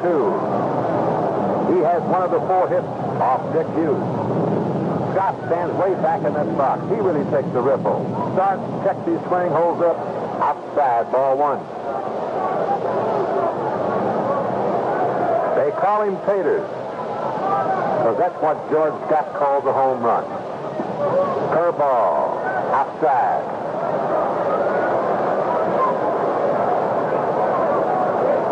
Scott is a swinger. He looks at his coach, Popowski, down at third base to see if he wants to chop away at this 2-0 pitch. High and inside, ball 3. It's 1 away. Bottom half the 6th inning. Scott got 2 for 3 yesterday. He had 19 home runs during the season. 82 runs batted in. That's not a bad year. Just got the outside corner. Makes the count 3 balls and 1 strike. Scott checks with Popowski. His coach at third base. Back in the batter's box. Dick Hughes is ready. Scott swinging that bat. Fastball. Was he taking? Looked like he was. It's now a full count, 3-2. And George Scott, assistant in there, cannot take this one. Scott will be followed by Reggie Smith. Here it is. He held up on it. It was too high. So George Scott gets the second walk given up by Dick Hughes. And that brings up Reggie Smith. Dick Williams likes for his club to run. They have fair speed. George Scott, a big man at first base. Orlando Cepeda hold him on, but he can move. Now then, Reggie Smith wants the umpire, Al Barlick, to take a look at the ball. Al decides to throw it out. So Dick Hughes has a new baseball. It's one away. Runner on first base, George Scott. The hitter's Reggie Smith. We're in the bottom half of the sixth inning of the score. The Boston Red Sox won. The St. Louis Cardinals 1-0. Dick Hughes flips the ball over to Cepeda. George Scott may run. Reggie Smith can get a piece of that ball. Fastball outside. No runs, no hits, no errors for the Cardinals. For the Red Sox, 1 run, 4 hits, and no errors. We're in the bottom half of the sixth inning. A flip to first base. George Scott not taking too big of a lead. I don't think that George Scott will get an open field. It'll be a hit and run if he does go. That pitch is too low. Ball 2. McCarver out to talk to Hughes. Cepeda comes in, says something to Dick Hughes. Hughes on the year. Let's see what he did. How many games he started. Hughes started 27 during the season. He completed 12. Has good control when he walked 48 men. The 2-0 pitch. Inside, ball 3.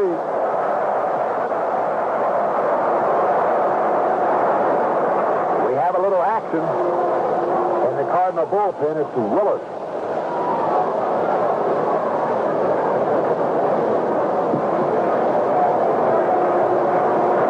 The count on Reggie Smith. I imagine he'll be taking all the way. Dick Hughes will just try to get it down in there. It's too high. High and outside. So it's ball 4. George Scott goes down to second base. Reggie Smith down to first base, and out of the dugout, the manager of the Cardinals, Red Sandy. Well, Harry, you have seen Dick Hughes so many times this year. Do you think he may be getting a little tired? He's had a tough ball game. I would think so, but I've seen him pitch out of these kind of spots before. What gets me, Pee-wee, is the way his uniform is just so absolutely soaked with perspiration. And it must be a lot warmer down on that field than it is up here. The temperature was 84 degrees going into the game. Red Chaney's walking off the field, so Dick Hughes will stay in there to pitch to Jerry Adair. I think Dick Hughes is doing a little bit more down on that field than we are up here. Quite a bit more, Pee-wee. Runners on first and second. It's 1 away. Jerry Adair is the hitter. And the catcher, Tim McCarver, is pulling to center fielder, trying to get Curt Flood to come in a little bit. Curt Flood playing fit away in center field. Jerry Adair in that crouch position of his takes the first pitch outside, and Dick Hughes is getting a little wild here as he watches George Scott and Reggie Smith after getting Yastrzemski out.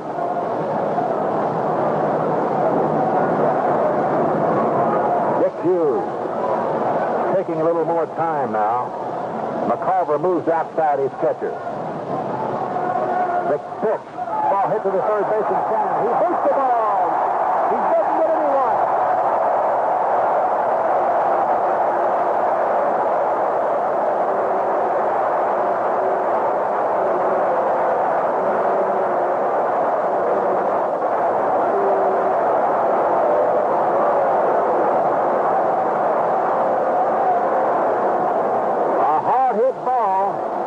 Jerry Adair down to Mike Shannon, which could have been a double play.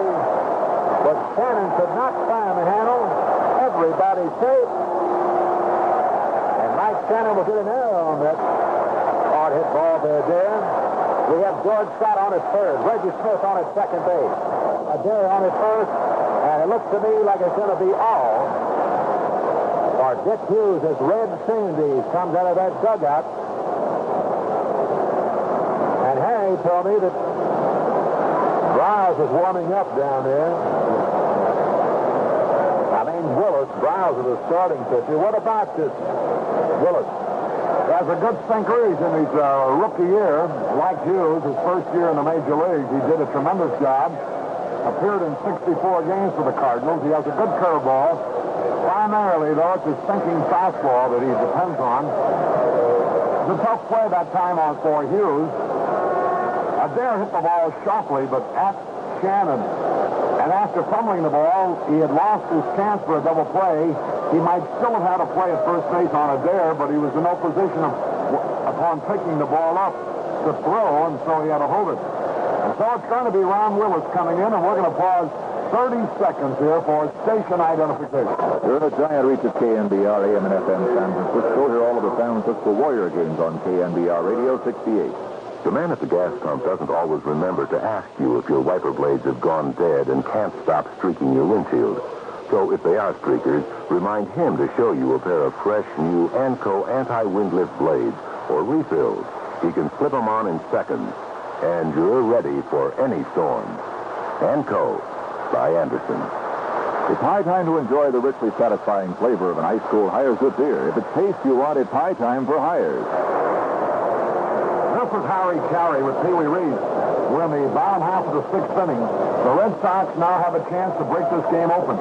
After Yastrzemski flat out the block to start the sixth inning, George Scott walked. So did Reggie Smith. That put runners at first and second. Then Adair hit a sharp ground ball to Shannon, which he could not field cleanly. He was charged with an error and not filled the bases. So the bases are loaded with only one out. The Red Sox have made one run, and that was a homer by Carl Yastrzemski in the fourth inning. Their totals, as of this moment, are 1 run, 4 hits, no error. The Cardinals haven't had a man reach base. Jim Lonborg is working on a perfect game. And if Don Larson is listening somewhere, I don't guess anybody can appreciate more Lonborg's situation right now than the one man who knows what it is to have pitched a perfect game in a World Series, Don Larson. The Cardinals haven't had a man reach 18 men in a row have been retired. However, the Cardinals will have the top of the batting order coming up in the seventh, starting with Brock. So it's very important here. If the Redbirds can get out of this inning without too much damage, they're still in the ballgame. Petroselli walks up now, Pee-wee, with a chance to really break it wide open for the Red Sox. Yes, sir, Ron Willis in for Dick Hughes. And the bottom half of the sixth inning as the Red Sox, with a base hit right here, could go out in front and break this game wide open. The infield, the shortstop and second baseman. They're back to double play set. Cepeda at first, Shannon in at third. Petroselli hits the ball hard out in the center field. Curt Flood going back. He's underneath the ball. But George Scott will have no trouble tagging up in third and scoring the second run of this ball game. And Reggie Smith tags up at second and goes over to third. And Petroselli hits that ball hard. But Curt Flood was right back there. And the Red Sox go out in front by a score of 2-0. We now have runners on first and third. And it's 2 away, and the hitter is Elston Howard. Elston Howard getting a nice hand. Jim Lonborg coming in the on-deck circle. Howard hit a line shot. His last time up at Javier makes it a great play on. The first pitch by Willis is outside, ball 1. Willis started his career in 1962 with Brunswick. 66 is the Indianapolis and St. Louis. Here's the pitch. A breaking pitch. High and outside.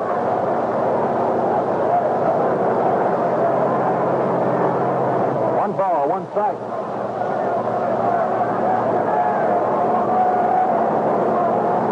Willis taking these times, looks to his catcher, Tim McCarver. McCarver moves inside there, Elston Howard. Let's see what, well, there goes the runner, the throw. McCarver bluffs down to third base, trying to tap Reggie Smith off of there. As Julián Javier broke from first going to second, McCarver bluffs the throw to second base and tries to pick Reggie Smith off third, but Reggie Smith did not fall for it. And McCarver threw the ball a little bit low, but Mike Shannon blocked it. Yes, he did. Shannon may have saved the run. He just blocked that throw into the dirt with his chest. They're going to give Elston Howard a free ticket.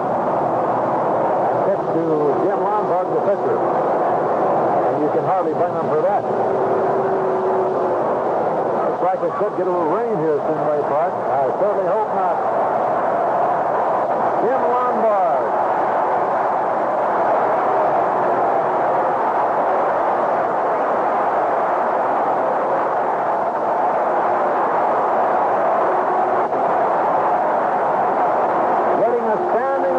celebration from these wonderful fans here at Fenway Park in Boston.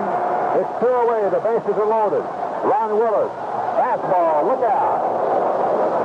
It almost got Jose Cardinals off the right in the on-deck circle as Jim Lonborg did not quite get around on that one. 1 strike on him. Willis pulls pretty hard. You must be ready. Lonborg has opened his stance up a little bit. Willis looking down to his catcher, McCarver.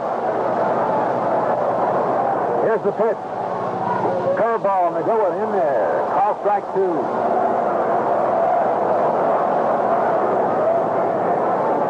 On at third, Reggie Smith. On at second, Jerry Adair. On at first, Elson Howard.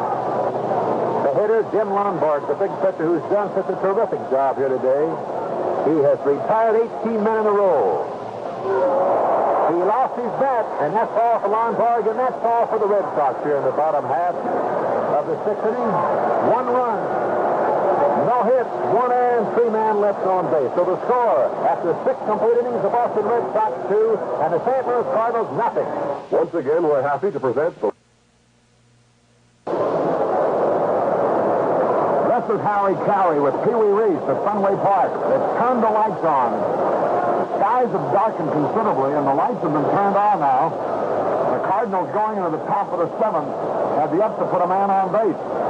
Lou Brock will be leading it off, so the Cardinals will have Brock, Flood, and Maris trying to break Jim Lonborg's streak, which now is 18 consecutive batters retired. We're getting a few drops of rain, and more than just a few drops. And some of the fans now scurry for shelter. The totals at this moment, 2 runs, 4 hits, no errors for the Red Sox. No runs, no hits, 1 error for the St. Louis Cardinals. So the rains have started here in Boston, and this balmy summer weather, perhaps, is going to come to an end. Lou Brock leads it off, and here to tell you about it is Pee Wee Reese. Thank you, Harry. Lou Brock leading things off in the top half of the 7th inning. Lonborg has pitched a great game for the Red Sox. They've leading this ball game by a score of 2-0. He's looking down at Elson Howard. Elson Howard holds that target right in the middle. Ball hit hard. Jerry Adair up with 1 hand. Hits the ball over the side shot. As the Red Sox flip that ball around the infield, Elson Howard out to talk to his pitcher, Jim Lonborg. And I'm sure that Jim Lonborg knows what's happening in this game. I was in that game with Don Larson when he beat the Brooklyn Dodgers and didn't allow any of us to reach base. It's a little embarrassing, eh? Curt Flood. Jim Lonborg looks down, the big kick, and a sinker in there for call strike 1. I imagine you will hear the fans here at Fenway Park cheer with every pitch now as we're in the top half of the 7th inning. And Jim Lonborg has the perfect game so far. Little high. 1 ball, 1 strike. Curt Flood had quite a year. For the Cardinals, hitting .335, a tough man to strike out. The pitch is outside. 2 balls and 1 strike. Lonborg keeps looking at his thumb, Harry, like he may have a blister. It's something to watch closely, Pee Wee. After each pitch, I noticed him doing that last Sunday, he checks his thumb. But I'll say one thing for him, he doesn't seem to be losing anything off of that fastball or his curveball. Curt Flood had a real good ripple shot when fouled it back, and the count is 2-2. Lonborg with those feet close together. Elson Howard giving the sign. Curt Flood holding that bat high. He's not too big. He's got good speed. Lonborg, fat-arm curveball, just missed. It's a full count, 3-2. Steve Carlson, the young left-hander of the Cardinals, is now working in the bullpen. A full count on Curt Flood as Jim Lonborg gets the new ball. The outfield, the infield, playing straight away. Lonborg goes to his mouth, wipes his hand off, or wipes his fingers off on every pitch. He's looking down for the sign. He has it. The kick. the throw, and he fouled it back. And Curt Flood is still alive. I believe now, Pee Wee, this is only the fourth man that he's come down to a full count on. I would say he's pitched quite a ball game. Dick Hughes started for the Cardinals. Gave up to Ron Willis. Has a little lazy fire. No one will catch that one. Down the right field line. George Scott, the first baseman going over, cannot catch up with it. Way back up in the stand. And the count remains 3-2. Flood, of course, has not had a hit today. Has no one else on the St. Louis Cardinals. He grounded out to the third baseman. Grounded out to the shortstop, which is a real close play on both of them. The pitch, the kick by Lonborg is thrown outside. And that's the first man to reach base against Jim Lonborg as Curt Flood gets a base on ball. Well, we will not have a perfect game, Harry. He still hasn't given up a hit, though, Pee Wee. Roger Maris. He popped to right. He popped to the shortstop. He's 0 for 2. Curt Flood, who has good speed. It's one away. The Red Sox are out in front 2-0. Lonborg makes a flip over to George Scott to hold Curt Flood close. Lonborg working with 3 days rest. He looks down at his catcher. Roger Maris hits one out in the left field. Yosefsky going back. He has it. Kicks the ball back to shortstop Petroselli, and Petroselli is there. Elson Howard out to talk to his pitcher. Jim Lonborg. The hitter, Orlando Cepeda. He is the big man for the Cardinals, has been all year. But in the series, in the first game and here in the second game, he has not had a hit. He's 0 for 6. He's overdue as he's planting that right foot of his. He is really throwing out some dirt. They call him the bull. He looks like a bull there, throwing that dirt back with his foot. He has a cold stance. The first pitch, a breaking pitch a little bit too high.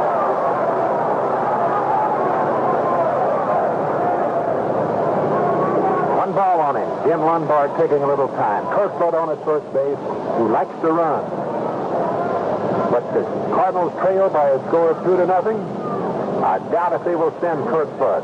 Lonborg looking down to Elson Howard. Here is the pitch. Curveball too high. They want to give this big fella a chance to tie this ball game up. Cepeda checking with his coach, Joe Schultz, out at third base. Lonborg looking down for his sign. He comes set, looks over at first base at Curt Flood. Here's the pitch. Ball hit hard. Petroselli comes up with it. Gets the ball is there. First and Curt Flood at second base. And that's all for the Cardinals here in the top half of the seventh inning. No runs, no hits, no errors, and one man left on base. And the score after 6.5 innings play is Boston 2 and the St. Louis Cardinals nothing.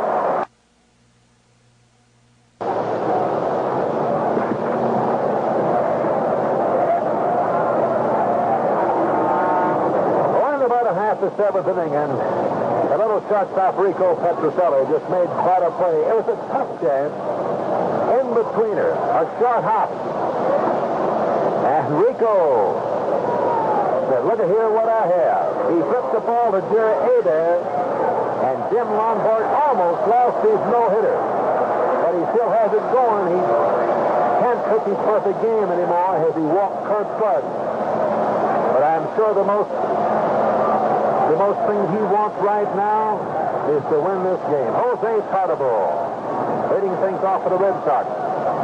The first pitch is low by Ron Willis. Ron Willis on the year has an earned run average of 2.67. That's pretty good. A foul off the left by Tartabull. 1 ball and 1 strike. He started 65 games. His record, 1-6 and lost 5. Willis looking down to his catcher, Tim McCarver. The target down low for McCarver. Cardinals looks like he wants to bunt it. That's the ball goal. It's too low. 2 balls and 1 strike. Cardinals, who has good speed, likes to bunt. Mike Shannon in at third base. A couple of steps. Cepeda in at first base. Ron Willis looking down to McCarver. Here's the pitch, the kick. Outside. Ball 3. The Red Sox had 2 runs on 4 hits.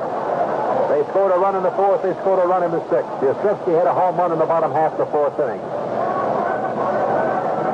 Cardinals with a count of 3-1 on. They would like to get him on here right now. He's on there. Too high, ball 4.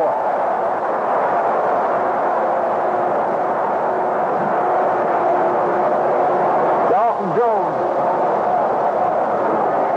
Struck out, flied out.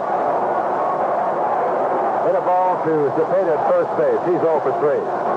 Dalton Jones gets a piece of the ball.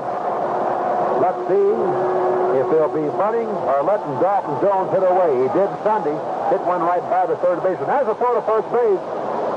And Cepeda trying to make that quick tag like he bluffed the throw back to Willis and try to tag Cardinals. There's another quick throw to first base. It almost got by Cepeda.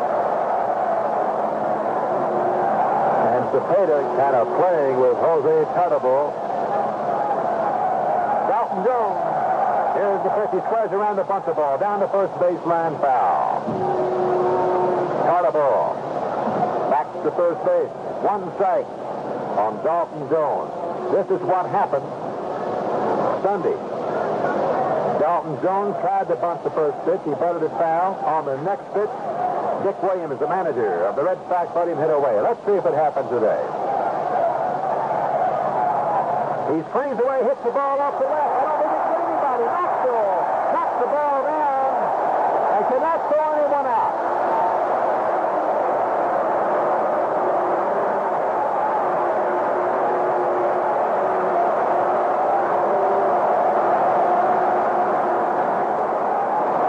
On the plate, Cardinals.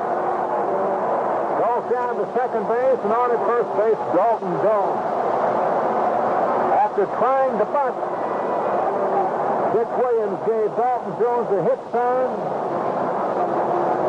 Jones went to left with it, knocked the over, knocked the ball down, but they had no play anywhere. And Billy Moffitt, the pitching coach for the Cardinals, asked to talk to Ron Willis.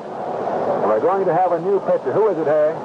It'll be Joe Horner, the left-hander, who's done a great job all season long for the Cardinals in these kind of situations. A sinker baller. He wheels from the side, tough on the left-handed batter. For that matter, he's done very effectively against right-handers, too. Joe Horner will be the new pitcher for the St. Louis Cardinals. Jack LeMahieu is also working out there now. And we're going to pause here 30 seconds for station identification.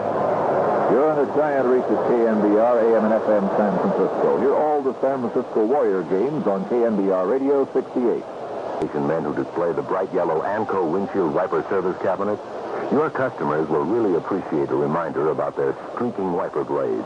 Let them look at a new pair of Anderson's Anco anti-wind lift blades or refills while your gas pump is filling their tank. Tell them you can put them on in seconds. This is real Anco service.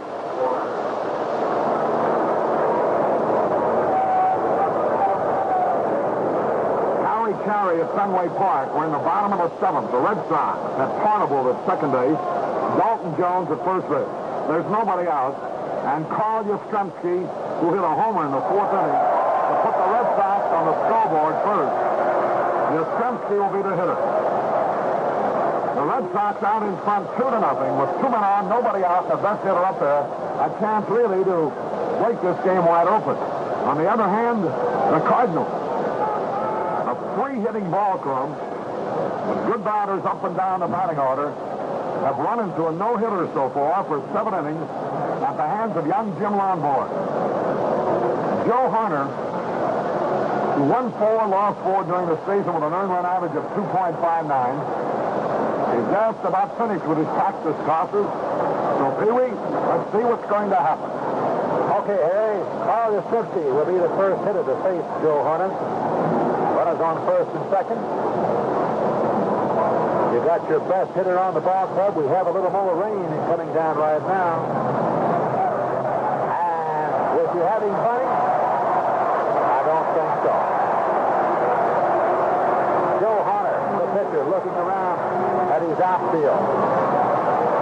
He's using the rosin. Checks with the shortstop and second baseman. In case the ball is hit back to him, who wants it? Now he walks up on the rubber. Yastrzemski, he's in the box, he's ready. McCarver giving the sign. Hunter looks back at the runner, Cardible at second base. Here's the pitch. Good swing, no contact by Carl Yastrzemski. As Hunter on that fastball inside on Yastrzemski.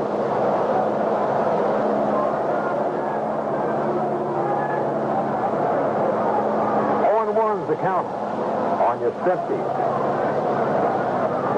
No runs, no hits, 1 error for the Cardinals. 2 runs, 5 hits, no errors for the Boston Red Sox. We're in the bottom half of the 7th inning. No one out. Runners on first and second. Fastball outside. Makes the count 1 ball and 1 strike. They move the ball around on Yastrzemski. You cannot pitch this fellow one way. And he hits left-handers pretty good. 1 ball, 1 strike. Hunter looks back at the runner at second base. Fastball, swing on a miss. Strike 2. Hunter, first time I've seen him this year, throws it pretty hard. Yastrzemski gets out of that batter's box, gets some dirt on his hand. The rain still coming down here at Fenway Park in Boston, and we had such a beautiful day starting this game off. As we told you a little earlier, we had those overcast skies. Here's the pitch for Hunter. High, ball 2.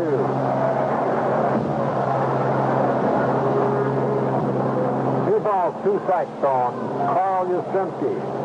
Carnival down at second base. At first base, Dalton Jones. Joe Hunter looking down to his catcher, Tim McCarver. McCarver giving the sign. Yastrzemski waving that bat high in the air. Here's the pitch. Hit it off. Hit hard after right field. That ball is gone.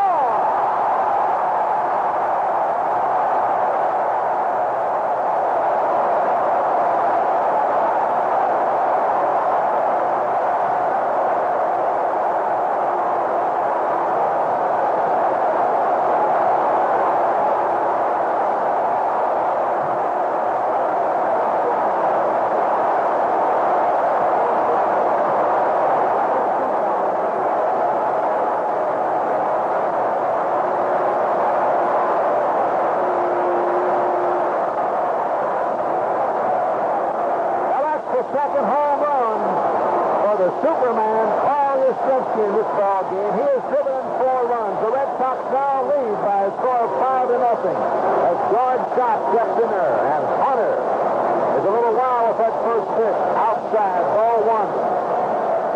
And I'm telling you, just as soon as his ball was hit, I knew it was gone, and so did the right fielder, Roger Maris. Fastball in there for call strike 1. Makes the count 1 ball and 1 strike.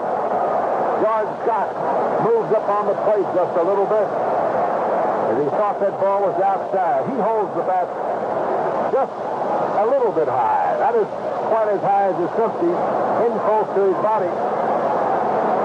He's a hard swinger. Hunter. Next pitch is outside, 2 balls and 1 strike.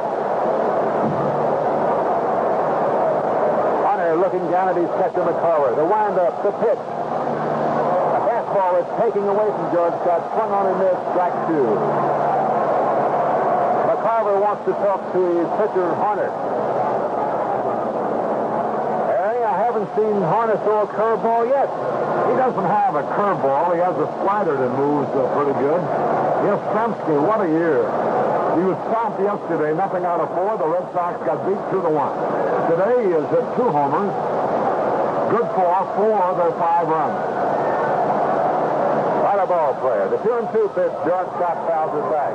As we said this morning, you stop Yastrzemski. Seems like you stopped this Red Sox attack a little bit. That's exactly what Gibson did yesterday. He just kind of overpowered everyone. Dick Hughes pitched fine ball, but right here, bottom half the seventh inning, the Cardinals have run into a little trouble. Look out. Inside. Ball three. Almost hit George Scott. Makes the count 3-2. Still no one out. Joe Hunter. Just a little rain still coming down. It is dark. The lights are on here at Fenway Park. The windup, the pitch. There's the ball hit out of the left field. That may be off of the wall. No. Lou Doc right back there underneath the scoreboard to take it for out number one. That wind is blowing from left to right. It was blowing out, I guarantee, it been off of that scoreboard. Reggie Smith. He's now moved over batting right-handed against the left-handed pitcher Joe Hunter. He's a switch hitter. He was batting left-handed against Dick Hughes, a right-hander who started this game.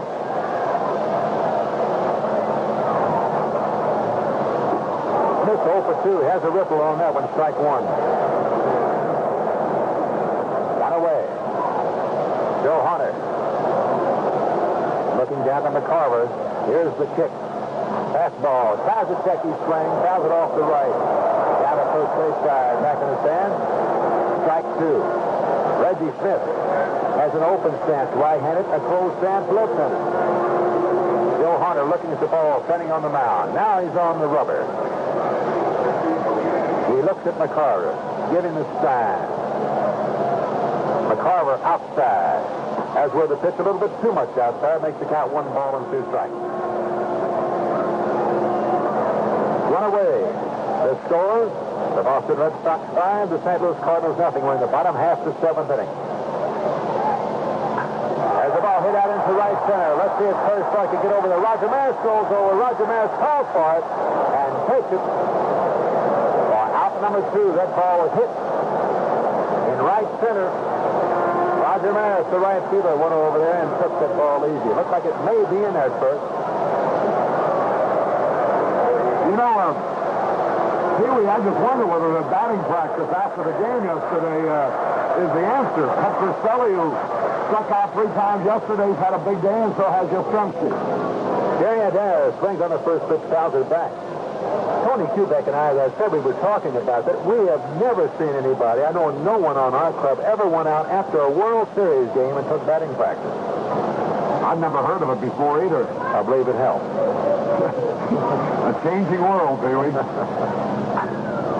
Adair hits one foul down the first baseline. Cepeda goes back. Will he have a chance? No, it's in the stand. I didn't get a chance to talk to Carl Yastrzemski, but as I said, I talked to Petroselli. You know, and all it takes, Terry, is just one little thing, or even just something to build up your confidence in your performance. Sometimes it helps.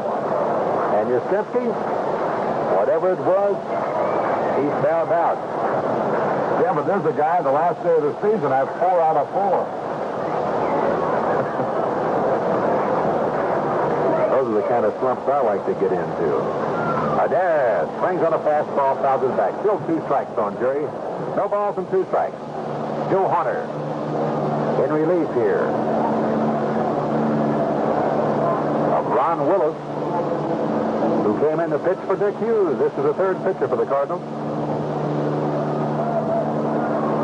Hunter taking a little time. The windup, the kick, fastball inside.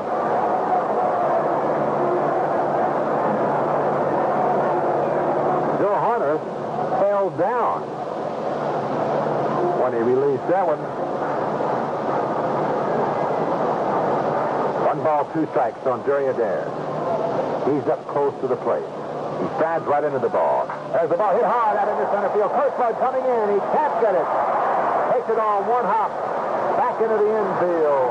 Comes the ball, and making the turn back into first base is Jerry Adair. He's talking about Petroselli and his batting practice yesterday. What has he done today? Had a base at his first time up. He struck out in the fourth inning. Hit a sacrifice fly. In the sixth inning, to score a run, of course. So he's 1 for 2. The first pitch, a breaking pitch, low in the dirt. McCarver makes a nice pickup. 1 ball on Rico Petrocelli. It's 2 away. Jerry Adair on at first base. They play Petrocelli straight away. He has good power. If he gets that in front of the ball, he can carry it a long way. Swing and a foul tip. Right in back of you. Al Barty cannot pick it up. There it is. Tim McCarver picked it up. Throws the ball back to Joe Hunter. And it's 1 ball and 1 strike. Dan Wilsinski's warming up for the Red Sox out in their bullpen.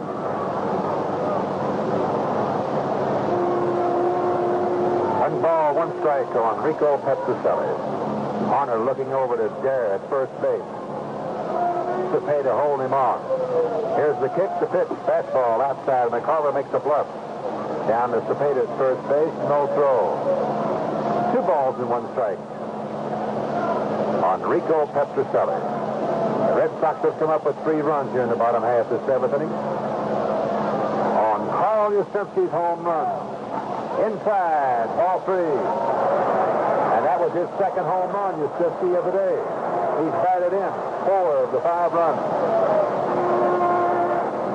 Elston Howard in the on-deck circle. Hunter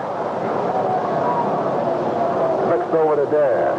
Here's the kick, fastball, low and outside. Ball 4. So Petrocelli goes to first base, moving down to second. Jerry Adair moving out of that dugout is Billy Muffet. The pitching coach for the Cardinals. Now he comes back in and he wants to talk to Red Sandys. Red Sandys says something to him. And Billy Muffet gives the sign to Augie Donatelli, the umpire down in second base, that we want a new pitcher. He's got Jack LeMay, the right-hander, and Al Jackson, the left-hander, out there. As the Red Sox now build up a 5-0 lead, you can't help but look ahead to the next 2 innings for the Cardinals because Jim Lonborg is working on a no-hitter.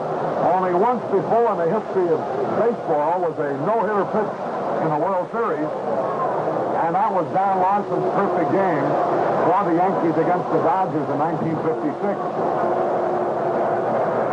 Dal Maxvill, by the way, who's Lonborg's pitching coach with the Red Sox, was the loser in that game that Larson pitched the perfect game in. 1-hitters have been pitched by Rulebach with the Cubs in 1906, Claude Passoff with the Cubs in 1945, and you all remember Floyd Bevins with a no-hitter going to the bottom of the ninth with 2 out, and he was beaten. We'll pause here 30 seconds for station identification. You're in the Giant Reach at KNBR, AM and FM San Francisco. Hear all of the San Francisco Warrior games on KNBR Radio 68. Don't blame your gas station serviceman who forgot to ask you, do your wipers streak your windshield? Chances are you too forgot and didn't ask him. Don't wait until your dead blades in the next storm cloud your vision. Get new ANCO anti-windlift blades or refills. Get them the next time you buy gas.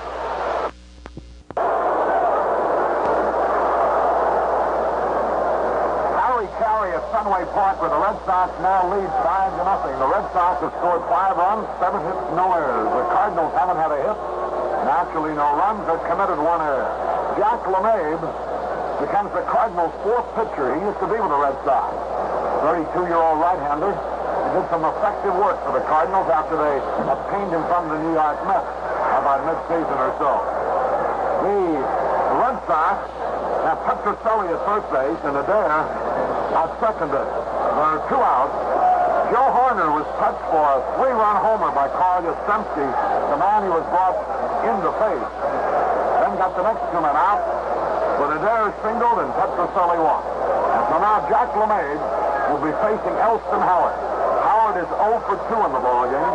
Flied out and was robbed of a hit on a great play by Javier. Was intentionally passed in the 6th. This is the 2nd game of the World Series. Open date tomorrow. The 2 teams practice in St. Louis. And Saturday, the series resumes Memorial Stadium in St. Louis. Elston Howard, the batter, and once again, Pee Wee Reese. It's still raining here at Fenway Park in Boston. Runners on first and second. Elston Howard, the hitter, 2 away. Jack LeMay, the new pitcher for the St. Louis Cardinals. He's the fourth of the day. Good fastball. Swung on. Missed. Strike 1. LeMay. His record, 3 wins and 7 losses. Earned run average, 3.30. Elston Howard, way back in that batter's box. He has a closed stance. Used to pull the ball quite a bit. Now then he hits the ball on the right and right center. Jack LeMay comes set, looks back to Jerry Adair at second base. Breaking pitch, low and outside, ball 1, 1 ball and 1 strike, 2 away. Elston Howard drying his hands off. Clearing up a little bit, getting a little bit brighter. We certainly hope so. As Jim Lonborg is going for a no-hitter. Elston Howard fouls a fastball straight back, 1 ball and 2 strikes.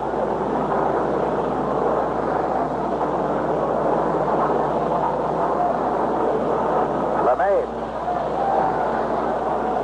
Massaging that old horse fired up, out on the mound, gets some rosin on his hand, looks down at his catcher. Catcher Tim McCarver. 1 ball, 2 strikes on Elston Howard. He comes set.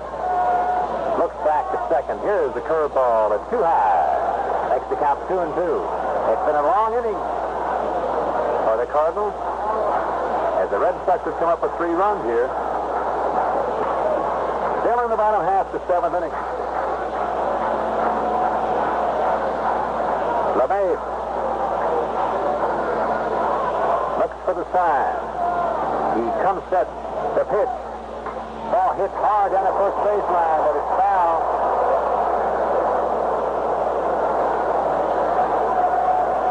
Looked like Harry was trying to go to right field with that ball. Back to second base is Jerry Adair. And back to first, Petroselli. The second game of the World Series, and this is the 64th World Series. American League teams have a 38 to 25 edge in the series competition. 2 balls, 2 strikes on Elston Howard. LeMay, he's ready. The pitch. He's struck him out. And that's all for Elston Howard, and that's all for the Red Sox here in the bottom half of the 7th inning. But they came up with 3 runs on 3 hits. No errors and left 2 men on base. So the score after 7 full innings, the Boston Red Sox 5, the St. Louis Cardinals nothing.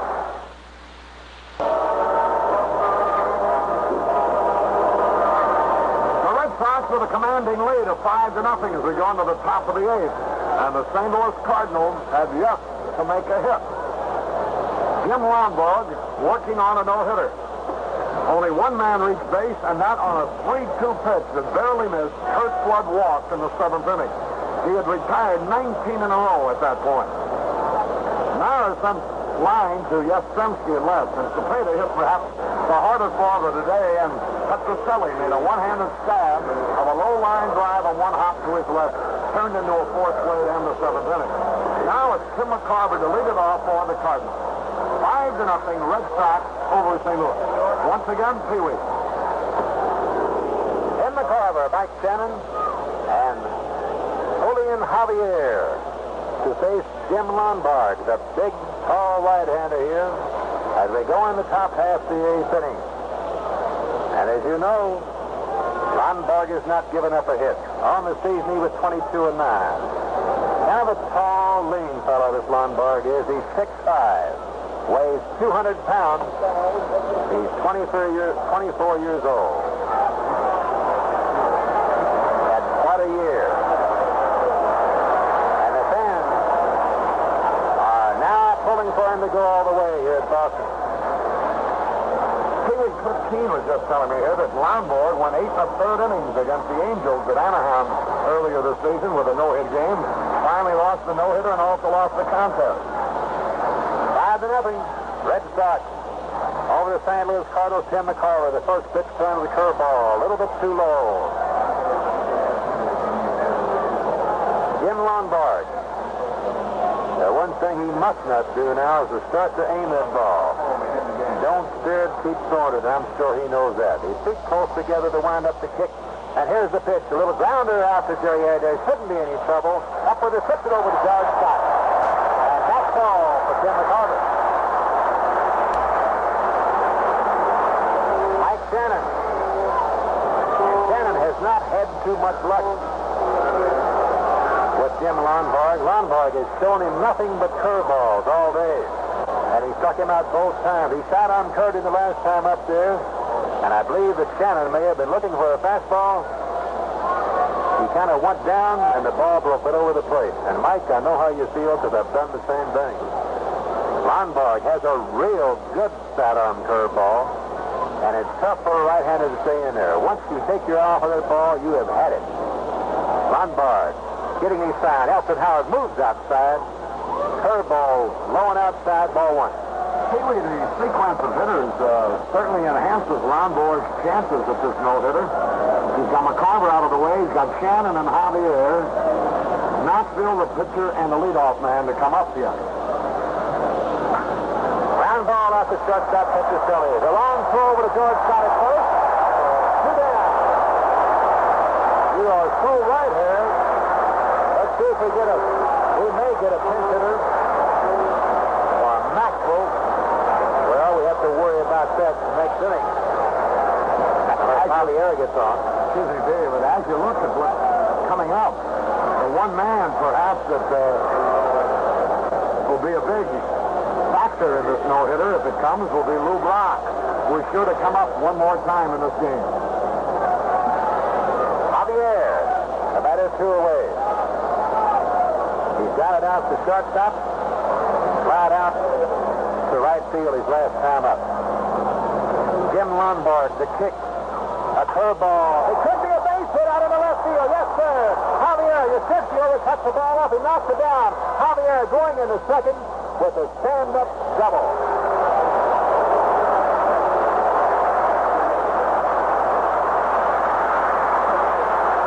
Well, there goes Jim Lonborg's double. Elson Howard out to walk. Talk to him. And the fans giving Lonborg a real nice hand. He deserves it. We have a pinch hitter for Dal Maxvill, and it's Bobby Tolan. Bobby Tolan batting for the shortstop, Dal Maxvill. And they tell me that this fellow right here, Bobby Tolan, could be the next right fielder for the St. Louis Cardinals when Roger Maris decides to retire. Quite a ball player. He's only 21 years old, Pee-wee, and he is a good ball player. He can run, he can hit, he can throw. He's got great power for a little fellow, by the way. Well, it's too bad about Jim Lonborg as he lost his no-hitter there on a double by Javier down in that left field corner. But there was no doubt about it when he hit it. It was not a cheapie. Lonborg got that curveball just a little bit inside. It looked like Javier down at second. The pitch by, look out, Tolan tries to hold up on the swing, hits the ball down to Dalton Jones. Dalton Jones throws the ball to George Scott, and that's all for the Cardinals here in the top half of the eighth inning. No one hit, nor has one man left on base. The score after 7.5 innings of play, the Boston Red Sox 5, the St. Louis Cardinals nothing.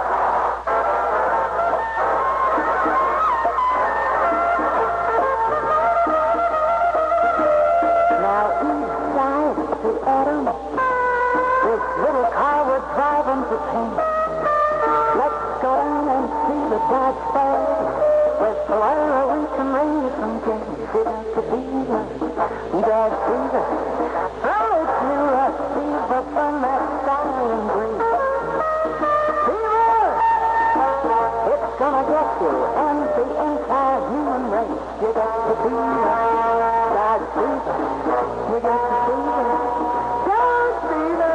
Dodge Fever. That smaller cars just can't match. While you're there, pick up series scorebook. It's free at participating Dodge dealers. Harry? Jim Lonborg has just received a standing ovation, and he has richly earned it. By the way, Pee-wee, the Boston-based C.G. Fuller icebreaker at Desto, navigating among icebergs and swirling snow some 750 miles from the North Pole, listening to NBC and Armed Forces radio, send their greetings. The first pitch by Jack LeMay to Jim Lonborg. Swung on and missed, strike one. We're going in the bottom half of the eighth inning. Jack LeMay, the kick, a fastball in there for call, strike two. The fourth pitcher for the Cardinals. Hughes went 5 1/3 innings. Gave up 2 runs on 4 hits, struck out 5, walked 3. Willis, 2/3 of an inning, 2 hits, 2 runs, 1 hit, 1 strikeout and 1 walk. Marner pitched 2/3 of an inning. Gave up 1 run, 2 hits, struck out no one and walked 1. LeMay is in there right now. Lonborg has made only 81 pitches in his first 8 innings. Curveball swung on, and this for strike 3.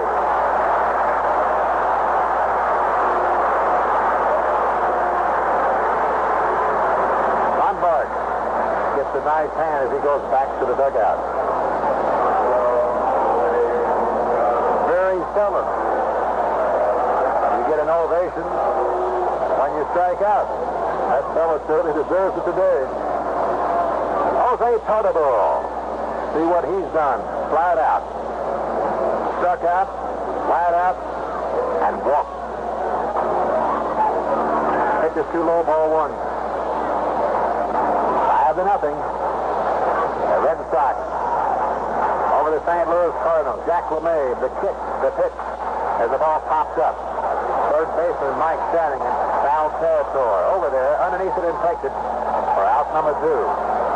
You know that the Cardinals won the first game in back of Bob Gibson by a score of 2-1, and the Red Sox trying to even it up here today in this second game at Fenway Park, and they lead by a score of 5-0. Tomorrow will be off, and the series will open up in St. Louis on Saturday, Sunday, and Monday. Dalton Jones, base hit out of the right field. Roger Maris in, picks the ball up, down on one knee. Dalton Jones makes the turn at first, back in there. All is empty.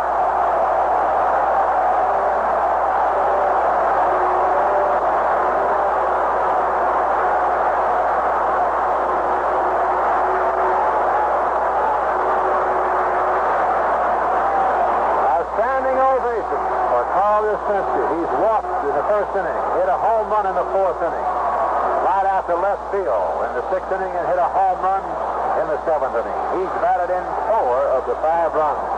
It's 2 out. LeMay, first pitch, curveball, base hit out in the right center. Curt Flood over there to cut it off. Now we'll get a chance to see Curt Flood's arm. Not too bad, but Dalton Jones goes on in the 3rd. They've been talking about Curt Flood's arm. Threw that one pretty good. And as far as Simpson, you shut him out yesterday, but not today, as he has 2 home runs and a single. Brings up George Scott. He got 2 hits yesterday. He has 1 today. 1 for 3. The fans are already coming to life. George Scott swings on the first pitch. Strike 1. Fouls it back. Dalton Jones on his 3rd. Carl Yastrzemski on his 1st. In the bullpen for the Cardinals, the little left-hander Al Jackson. Jack LeMay. He'll be holding the runners on, of course. Runners on 1st and 3rd. He's getting a sign. He comes set. Here's the pitch. Swinging a miss. Strike 2 on a good fastball. We've seen these Red Sox play quite a bit. And the more I see of this Yastrzemski, the more fellow you have to like him. Not only with that bat, he does one fine job in that outfield. 2 strikes on George Scott. McCarver moves outside. Here's the pitch. It's a little too far outside. 1 ball and 2 strikes. George Scott hit 19 home runs on the year. Cepeda talking with Yastrzemski down at first base. He likes to talk. Little tap. Will it be fair? Mike Shannon has to hurry. The long throw over to Cepeda. That retires George Scott, and that retires the Red Sox here. In the bottom half of the 8th inning, no runs, 2 hits, no errors, and 2 men left on base. So the score after 8 full innings, the Boston Red Sox 5, the St. Louis Cardinals nothing. If you want to settle questions about shaving, ask your face about it. The average face is smarter than it looks. It may not know much about razors, but it knows what it likes. Take the new Gillette Techmatic razor. It's light. You don't bear down so much. And the face appreciates this lightness. It not only feels better, it runs less of a chance of getting nicked or cut. Or say halfway through a shave you notice the edge is getting dull. And try changing blades with your old razor. Hard, isn't it? Slippery fingers, sharp little thing. You just wouldn't bother. But with the Techmatic, you just flip the lever for a fresh shaving edge. It's easy. You would bother. From your face's point of view, this is good. It means you don't keep shaving with a worn-out blade. Consult an expert about the Gillette Techmatic razor. Ask your face about it. Yesterday, the Cardinals beat the Red Sox because Bob Gibson overpowered the Red Sox hitters. Today, the Red Sox are beating the Cardinals because Jim Lonborg has been superlative. He's made only 81 pitches in 8 innings. The only hit he allowed came after 2 were out in the 8th inning. Now he's got himself a 5-0 shutout going into the top of the 9th with a pinch hitter, Dave Ricketts, going up there for the Cardinals. Pee-wee? Okay, Harry, and you said just what I was thinking. Jim Lonborg is overpowered the Cardinals today, just like Bob Gibson did yesterday with the Boston Red Sox. This is the best that I've seen Lonborg, and he picked a fine time to be tough. And that's what he is. Dave Ricketts. That's ball. High and outside, ball 2.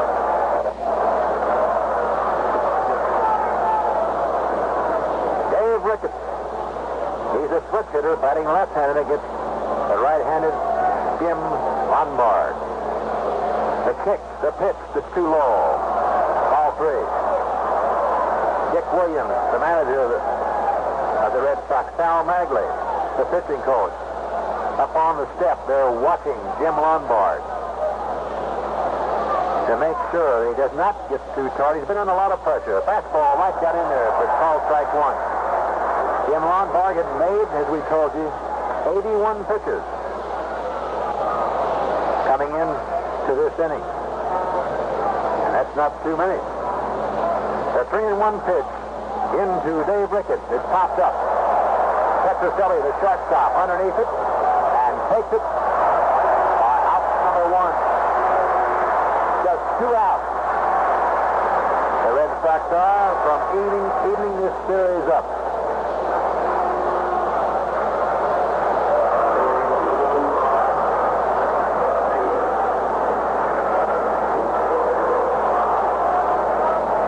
The fellow we were a little concerned about before Javier got the base hit, Lou Brock. He had 4 hits yesterday. The first pitch, the kick by Lonborg, foul over to the right. Almost got Joe Cronin, the president of the American League and longtime shortstop of the Red Sox, general manager of the Red Sox, Jim Lonborg. The kick, the pitch to Lou Brock, it's outside. 1 ball and 1 strike. Lonborg does not take too big of a wind-up. He always starts out with his feet close together. Most of the times he will stoop over and take the sign. This time he didn't. Here's this tall kick to the left foot, and a fastball just got the outside corner. He has the a good sinker. Boy, Pee-wee, he hasn't tired one bit. He's throwing as hard now as he did in the first inning. He looks like he could pitch another game if we had a doubleheader here today. I would say he had something on that ball right there.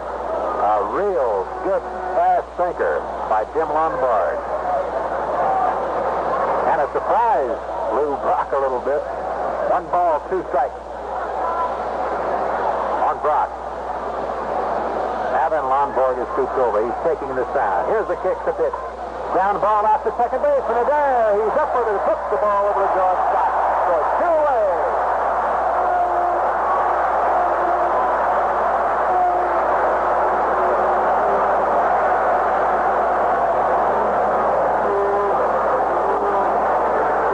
The last chance for the Cardinals, as there are 2 outs here in the top half of the 9th inning. Curt Flood. The first pitch for Lonborg. Sinker, swung on, missed, strike 1. And the fans smelling victory here in Boston. And they have really turned out in this ballpark. There's a ball hit out into center field. It can be all of it. Reggie's there. Underneath it. And pitches for the third out. And that's all for the Cardinals here in the top half of the 9th inning. No runs, no hits, no errors, and no one left on base. And the final score, Boston 5 or St. Louis Cardinals nothing. We'll be...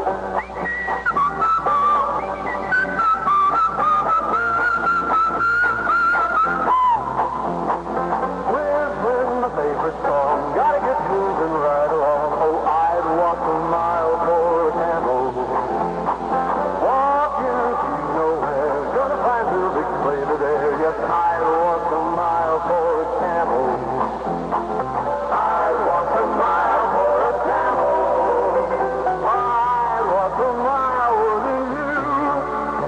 I've got one to know, little shoe with a great big hole. Yes, I'd walk a mile for a camel. I'd walk a mile for a camel. This little message is strictly for smokers who've never tasted a Camel cigarette. Camel smokers, you know what we mean. You other guys, start walking. This is Caray with Pee-wee Reese. We've just witnessed one of the masterpieces of World Series history. A one-hitter pitched by 24-year-old, 6'5" Jim Lonborg, who proved that that 22-9 record of his in the American League this past season was certainly no fluke, as he was absolutely the most dominant pitcher you've ever seen in a game with this kind of pressure, with his team 1 game down in the World Series, playing its second game at home, realizing if it loses this one, they go into St. Louis down 2 with 3 to play. A lot of pressure. And he came up with just a magnificent pitching performance. He was never in any trouble. The only hit he allowed was with 2 out in the 8th, a double by Javier into the left field corner. He didn't permit a base runner until 1 was out in the 7th, and he missed on a 3-2 pitch and then just barely. So only 2 base runners were on base against him. He faced only 29 men. Never has there been a better pitch game unless it be Don Larson's perfect game back there in 1956. Well, hey, I saw both of them. I was in the stands on this one and played in the other one. I think one of the only times that Don Larson went to 3-2, it was on old Pee-wee, and I'll have to tell you that I did strike out after that. But this fellow really did dominate this game today, even more so, I believe, than Bob Gibson did yesterday. I saw him pitch that final game against Minnesota here on Sunday, and I tell you, maybe a young boy grew up right there, Harry, and he pitched quite a ball game. Yeah, there's only been 1 no-hitter, that was Larson's, and now Jim Lonborg joins the list. And a select few it is. He becomes the 4th man to ever have pitched a one-hitter, joining the list of Ed Rubach of the Cubs, Claude Pastor of the Cubs, and Floyd Bevins of the Yankees. Now, we will continue with our wrap-up in 1 minute.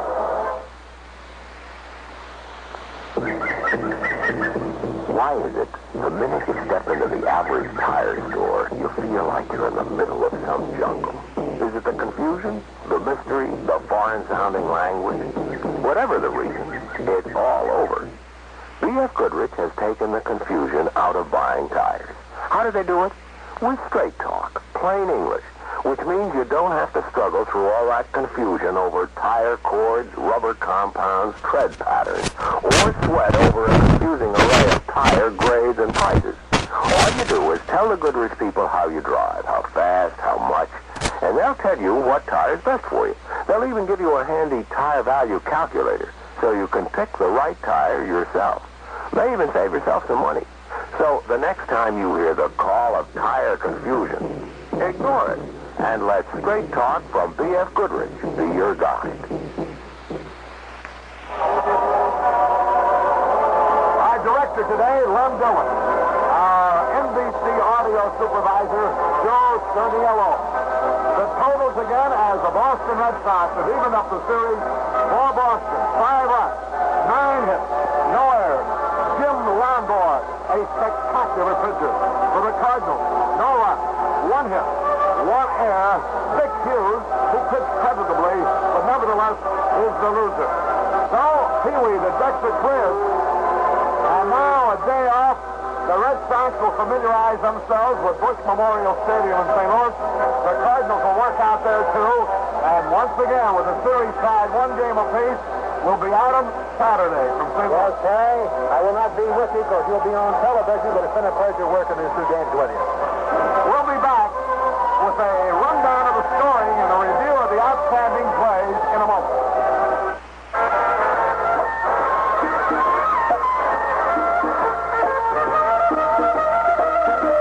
Said Isabella to Columbus, this tiny boat has gotta go. Clear on in to see the Dodge Boys, and you discover Monaco. It is the Beaver, Dodge Beaver. With that big ride, Beaver with a luxurious plan. Beaver, see the Dodge Boys, the new world of driving is there. You got the Beaver, Dodge Beaver. You got the Beaver, Dodge Beaver.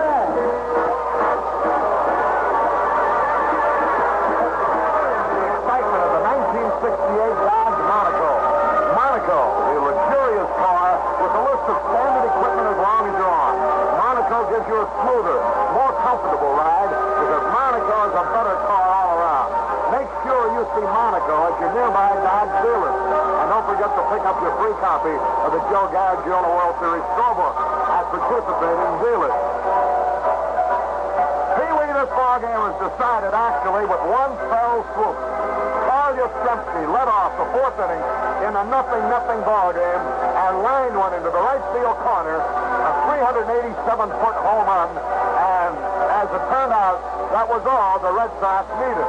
They picked up another run in the 7th with 2 walks, an error by Shannon, an excusable error, by the way, the ball was hit hard, and a sacrifice fly by Petroselli. And then in the 7th, after Carnival had walked and Dalton Jones had singled, Joe Horner, a left-hander, came in to pitch to Yastrzemski.